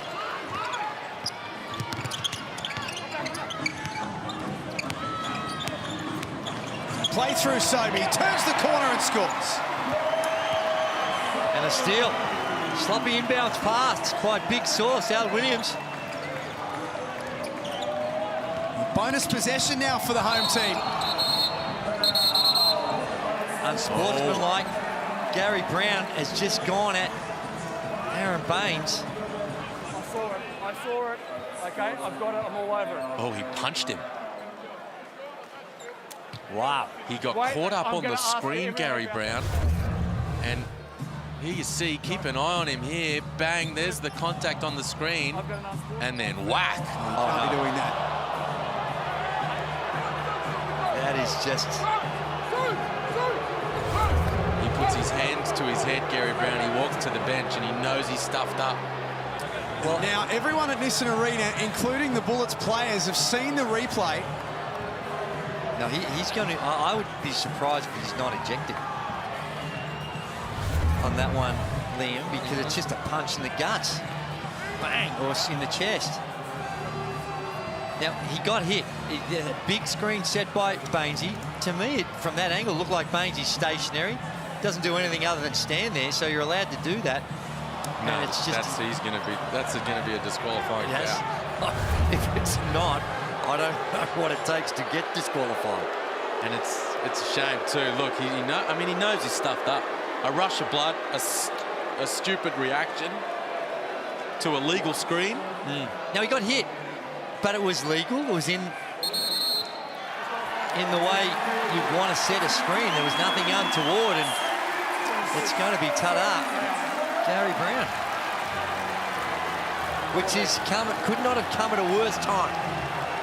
The second half, he's been outstanding. And he's going to get plenty of advice on the way out of Nissan Arena from the home fans.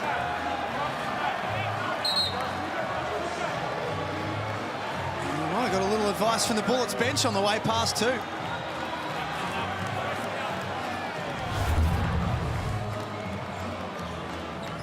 Feet set, no movement at all. I don't know what.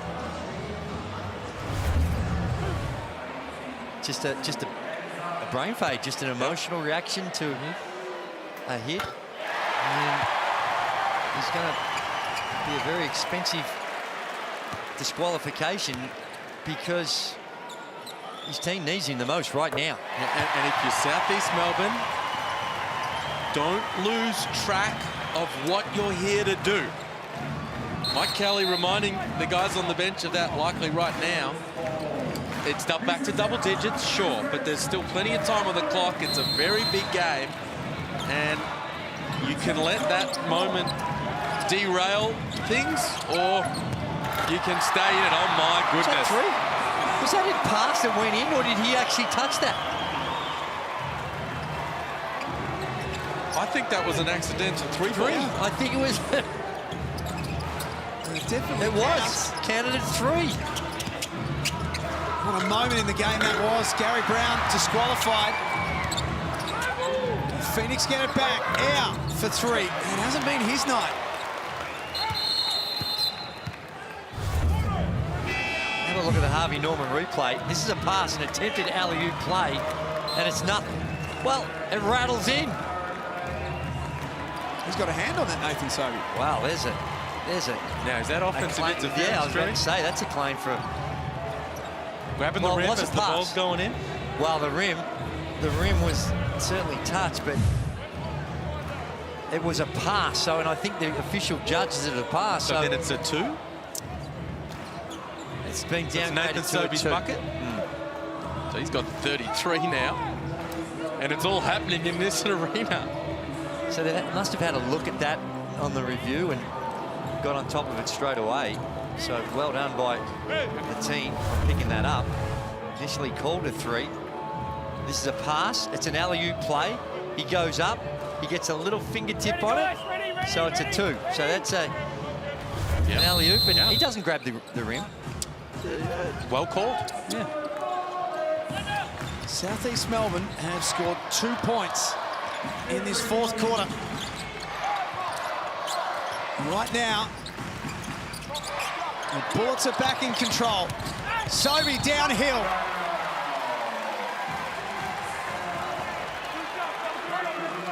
He'll be on the line. Oh, he's been tearing it up all night long, Nathan Sobey. 11 in the first term. He had 8 in the second, 10 in the third. And he's already had a couple of buckets in this fourth quarter. Huge night. Deep breath. You can extend the lead even further for Brisbane. An 83% free throw shooter on the season. Aaron Baines sitting down at the moment.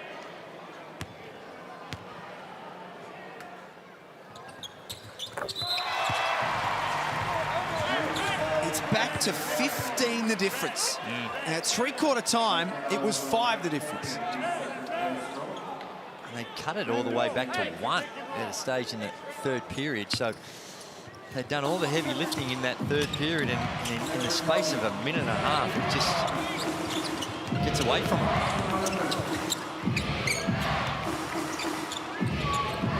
Creek has 10 points for the night. He needs to find some buckets. Can't that time. Tip in helps from Kenyon. Good hustle from Kenyon. Stays with the play. Only the second time for the quarter, South East Melbourne have scored. Bannon. Unsuccessful. Time not a factor yet for the Phoenix.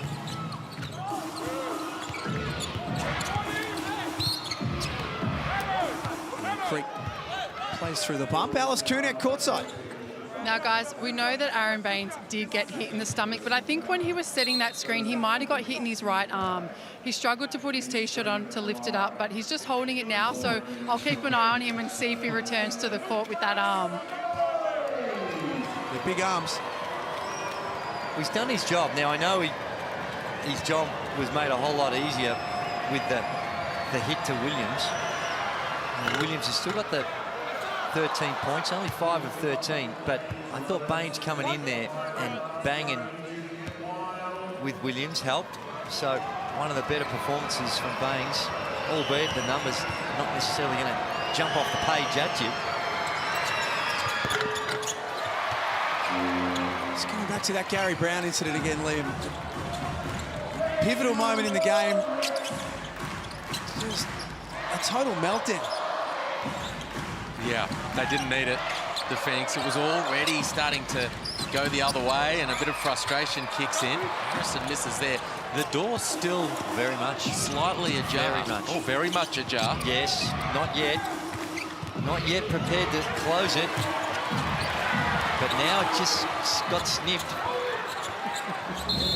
Very quickly. Turn around. Just not deadlocked yet. Not deadlocked. They're going to need to make something happen very quickly. Yeah. Now, the issue is, I mean, they're 15% from three-point territory on the night. But so we've seen guys like Ben Ed can get hot. Well, now he's one of 6 on the game, 0 of 3 from the three-point line. But you know that that is in him. Yeah, well, they're going to need someone to fire up because... Yeah, we're good, thank you. You mentioned time before, Jack. It's, you know, we're in the second half of the fourth quarter now. It's starting to become an issue. Not a great fourth quarter team as a rule, Southeast Melbourne. They've only won 6 fourth terms for the season. Creek almost came up with it. Goodness me. That is one of the ugliest plays that you'll ever want to see that goes the way of the Bullets. And Nader had it taken away at the other end. Deflections, bobbles, fumbles. How did they make that work? Well, Josh Bannon just said, I'll clean up the mess. Yeah, you're in the right place at the right time. He said, I got the mop, I got the bucket, and I'm all over the rim. 14-point lead, 4:23 remaining. Nader drives, nice move with the left hand.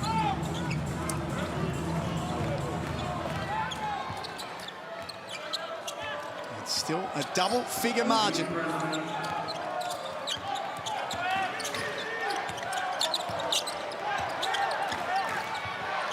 Bannon tees it up for 3.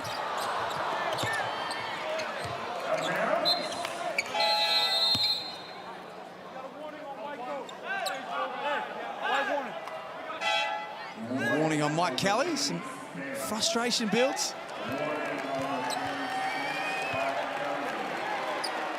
Not often we say that. He's normally one of the more mild-mannered coaches. Well, he's frustrated, isn't he? They climbed a mountain, the Phoenix, to claw their way back, and they got to the very peak and their foot slipped. This take from Kenyon, it's 10 the difference. Brisbane just taking the foot off slightly.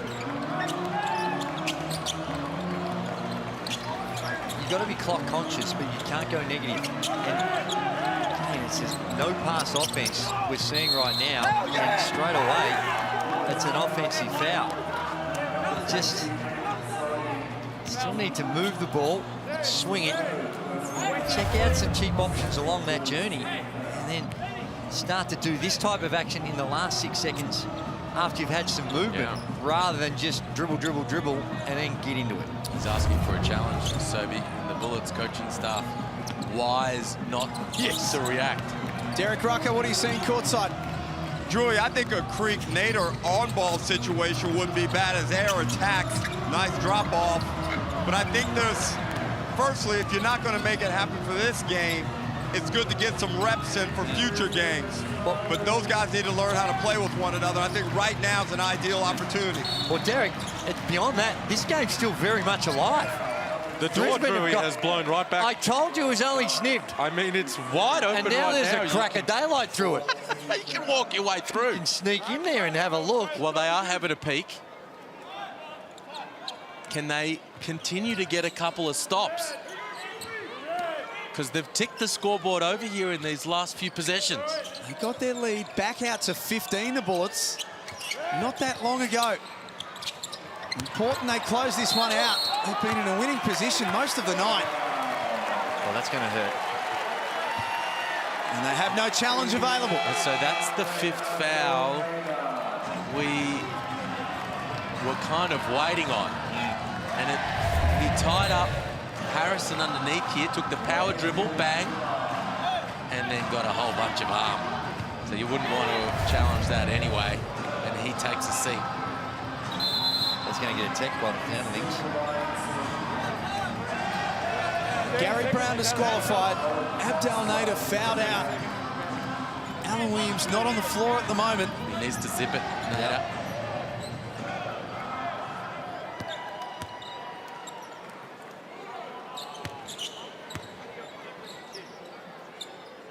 Tyrell Harrison. That's some frustration from Nader as he just still acclimatising himself and getting used to the officials. But as he goes back and he sees that replay, you're going to see that he fouled him. Now, he got ball to start with, but then the grabbing of the arm on the follow-through, and it's just Again, in the emotion of the situation, the urgency of the situation, you get a little frustrated. But they can't put him away. Oh, my goodness. Make these two here, Liam. Well, and this is the frustration for Bullets fans because, you know, you've got 3 times a lady. Because it's happening over and over in this game and over throughout the season. Just step up and make your free throws at this point. You've been doing it well throughout the game, but Harrison goes over, and Creek has a chance to cut into the lead even further.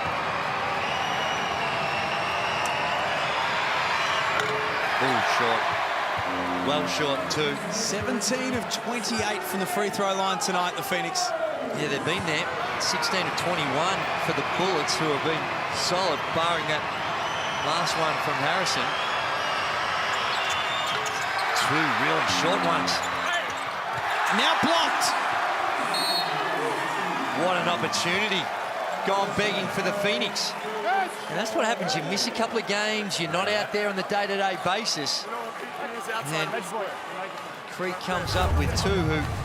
That was the Mitch Creek from the free throw line for the early stages of his career. Not more recently. The last few years, he's been a pretty solid free throw shooter. We tick down towards 2 minutes remaining. The double comes for Sobey. Late clock, McDaniel. Head down, trying to get busy on Creek. Harrison's tip in doesn't go. Good defense from Creek. They dodge a bullet. The Phoenix with the putback and an offensive foul and a turnover. That is not what they need. Oh, both these two teams poking themselves in the eye down the stretch. Let's have a look where the offensive... Yeah, he's moving. See, that's where Foxwell's just reached vague. He's going to set the on-ball screen, and he starts the penetration before the screen is set. So it was a combination of errors between the two of them and just not on the same page. So 2:10 remaining in the snooze timeout. As soon as this game finishes, all eyes turn towards what's coming up tomorrow. The resurgent Illawarra Hawks under Justin Tatum. They've got some good things happening at the moment. They take on the Adelaide 36ers in the first game on New Year's Eve. The 36ers are desperate for some wins, and then the attention turns to far north Queensland as the Cairns Taipans play host to Melbourne United. You only need to go back to round number 9, where the Taipans pulled off one of the upsets of the season. They'll be looking for lightning to strike twice. Yeah, it was a big game. Huge result for the Taipans. They're going to be looking to bounce back. A couple of really fun New Year's Eve games on the slate. Meanwhile, for the Phoenix, we saw Reece Vague picking up that foul. I'm trying to work out what he's doing out there and why Alan Williams isn't that guy at the 5 spot. Well, they're trying to... He could shoot it, right? They're trying to put points on the board. But, Ruck, you're down that Phoenix end, I think. Is Sauce all good? Is his knee okay? Nah, man, he looks totally cooled down. I would doubt that he's going to return. Walking, he's even hobbling. So I think right now, Liam, their best choice is Reece in a speed-up type game. I mean, I don't know. Sauce is struggling. I'm just watching him now. It can't happen. They got to get this done without him tonight. Well, that's the only explanation for why he's not out there. Clearly, if he was available, he would be on the floor at this stage. But, you know, Reece Vague, he does have the ability to knock down the 3.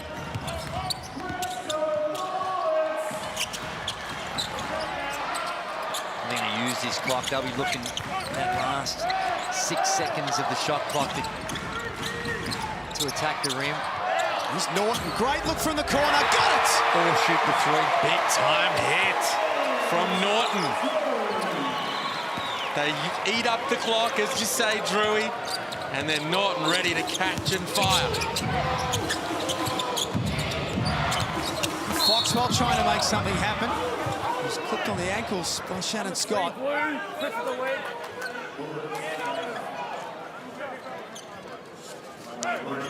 Free throws on the way for the Phoenix.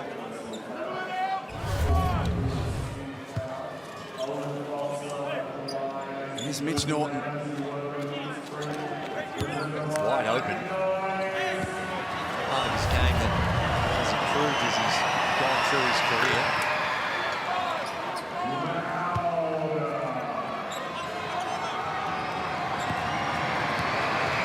That's where the Phoenix, you got to have to gamble here a little bit. Full court defense, you're looking for a trap. Make sure you try and keep it out of Sobey's hands.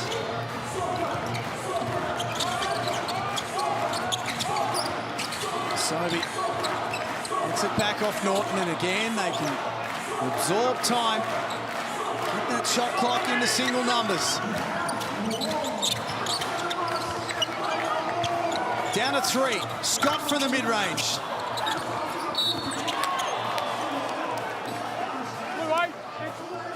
There's a pulse, but it's a faint one. Well, it is. It's a good outcome because it stops the clock real quick, and we go down the other end to shoot some free throws. So it's not what Justin Schuller would have been hoping for. Have a look at Shannon Scott. Now, we know he's carrying some injury issues, but it's been a tough time for him of late. Well, you won't be worried about that if they get the win, that's for sure. 4 points, got 5 assists, 4 steals in this one.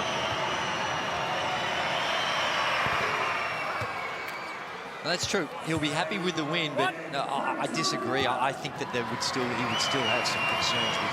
You look at the last few games, that he knows he's got to get himself right.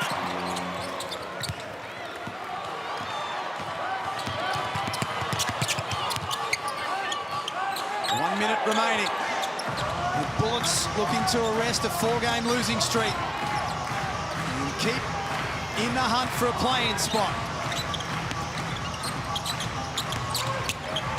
Norton drives and lays it up. A couple of big plays late from Mitch Norton.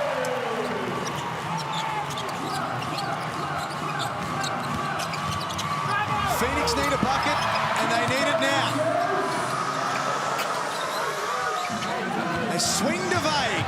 Must go down. Doesn't. The Bullets are in a winning position now. Bannon all alone. Game, set, match. What is, and they held their nerve. Some real nervous moments in this one for the Brisbane Bullets. 3 times throughout the game, at least 3 times, they put themselves in winnable position, only to show signs of nervousness, and Phoenix right back in the game. And at the end, they were able to find a way to get it done. And a lot's going to be made, a lot of conversation still to be had about this one with some of the officiating, some of the, obviously the Gary Brown incident. Wow, that was an unfortunate one where the emotions got the better of him just at the worst possible time for the Phoenix. And on the flip side, for Brisbane, can start to put to bed some of those ghosts. Well, I don't know they're experiencing. Well, you could close this one out. These last 3 or 4 minutes, when the door, remember, was slightly ajar, then it was very ajar, and then it was wide open for a moment. They've managed to push that thing shut. So you can take from that some learning, some confidence, and start to step your way forward. Here's the table. You can see how important that win was, or is going to be, for Brisbane. So they haven't been added. The wins and the losses haven't been added there as yet. But I think it also highlights of what Mitch Creek means to this team. He hasn't had a good one. He's 3 of 15 coming off a spell.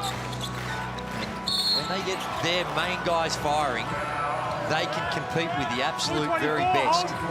But without their main guys at their best, then they fall right back to the pack. The key for them is to get them healthy and get them in good form. Will be a follow-up scan, no doubt, for Alan Williams for that knee, which is a big worry for them, because with Gorjok Gak not playing either at the moment, then they really don't have anyone to replace Alan Williams in any way, shape, or form. No, they need him out there on the floor. And good thing for the Bullets, of course, is that they get this game without having to take any risk with their new signing, Casey Prather. So he gets a few more days to acclimatise himself, settle himself, get to understand the system a little bit better, and probably most importantly, just get in shape. Game shape. Timeout by the Bullets with 30 seconds left. So does this mean that you haven't evacuated Brisbane Island just yet, Liam? No, I might just hang around a little longer. Pack the bags, though. I did. They were all packed. I was ready to start sending out smoke signals.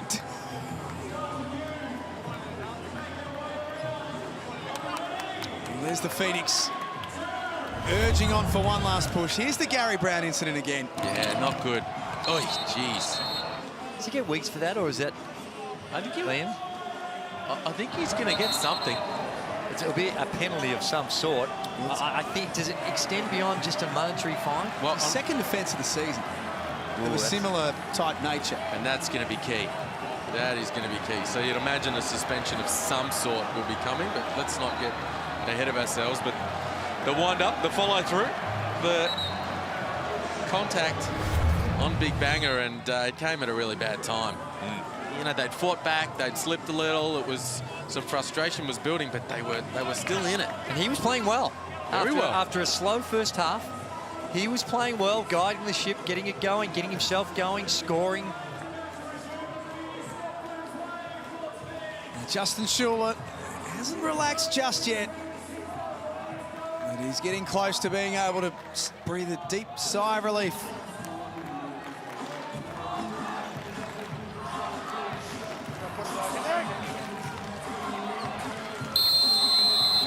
Bullets inbound with 30 seconds left.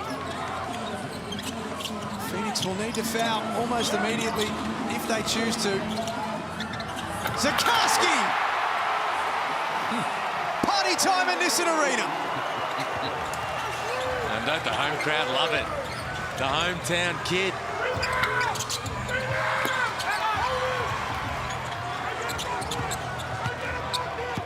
So you see, Justin Schuller, he wants to play this out. He knows the percentages could come into play. Sobey, one last 3 attempts. We think. The Bullets snap a 4-game losing streak. 95-83, they win on their home floor tonight, inspired by 35 points from Nathan Sobey. And for the Phoenix, it's 1 step forward, 2 steps back. Well, it was a roller coaster. And for much of that game, it looked like Brisbane were in control, and then Phoenix showing the guts and determination, get back into it. Neither team get it going from the three-point line. 3 of 14 for the Bullets, 3 of 20 from the Phoenix. So it was very much a grind, and just the defensive lapses on the Phoenix end and the ease at which they could get into the paint, particularly in that first half, really stood out. But well done to the Bullets. They've had some tough times of late.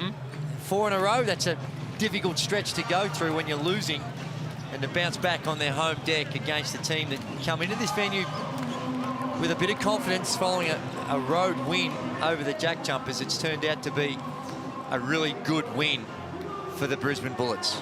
With Casey Prather still to come in. So all looking up, and a big time performance from Nathan Sobey. Here he is with Alice Kunik courtside. Nathan, we can see how much that game meant to you. You really put the team on your back. 35 points, 5 rebounds, 4 assists. Is it a bit of a relief to get that win tonight? Yeah, I mean, absolutely. I mean, we've been putting in the work, getting the right shots day in, day out, and then we thought we'd been getting great looks in the games. They just weren't falling, but I think the boys did a great job tonight. Absolutely.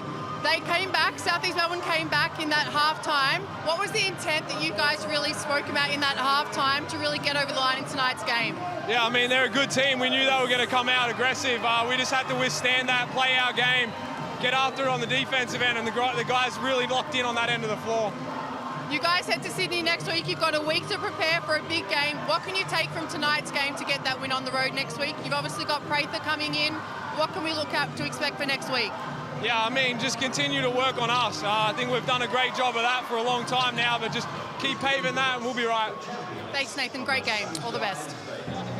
He was our Foot Locker player of the game. Oh, yes. Terrific performance by Nathan Sobey. The Bullets are back on the winners list. They get the job done tonight. 95-83. Ruck and Alice are back to wrap it up on the other side of this.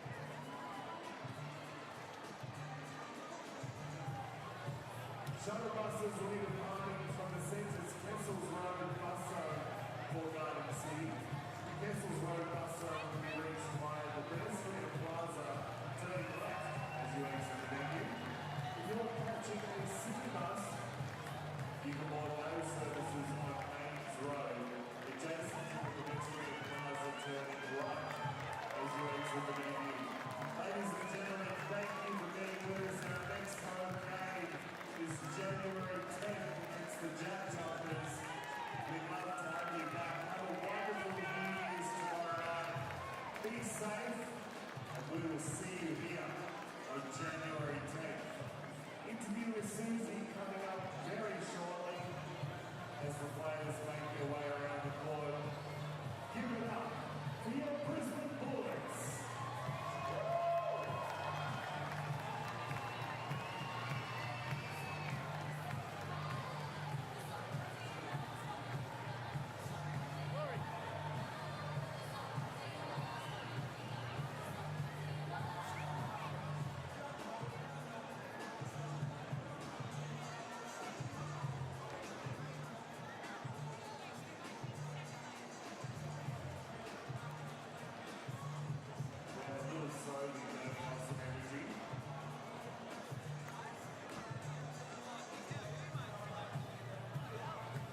Susie, who you got?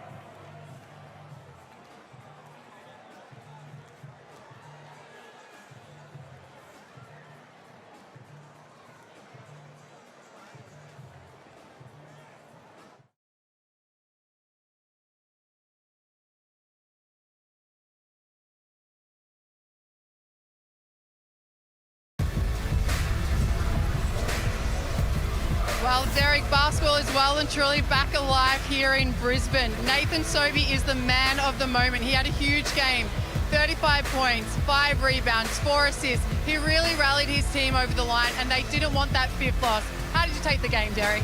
Well, it was an outstanding performance by Nathan, and the thing I liked about Alice was his smart decision making. He was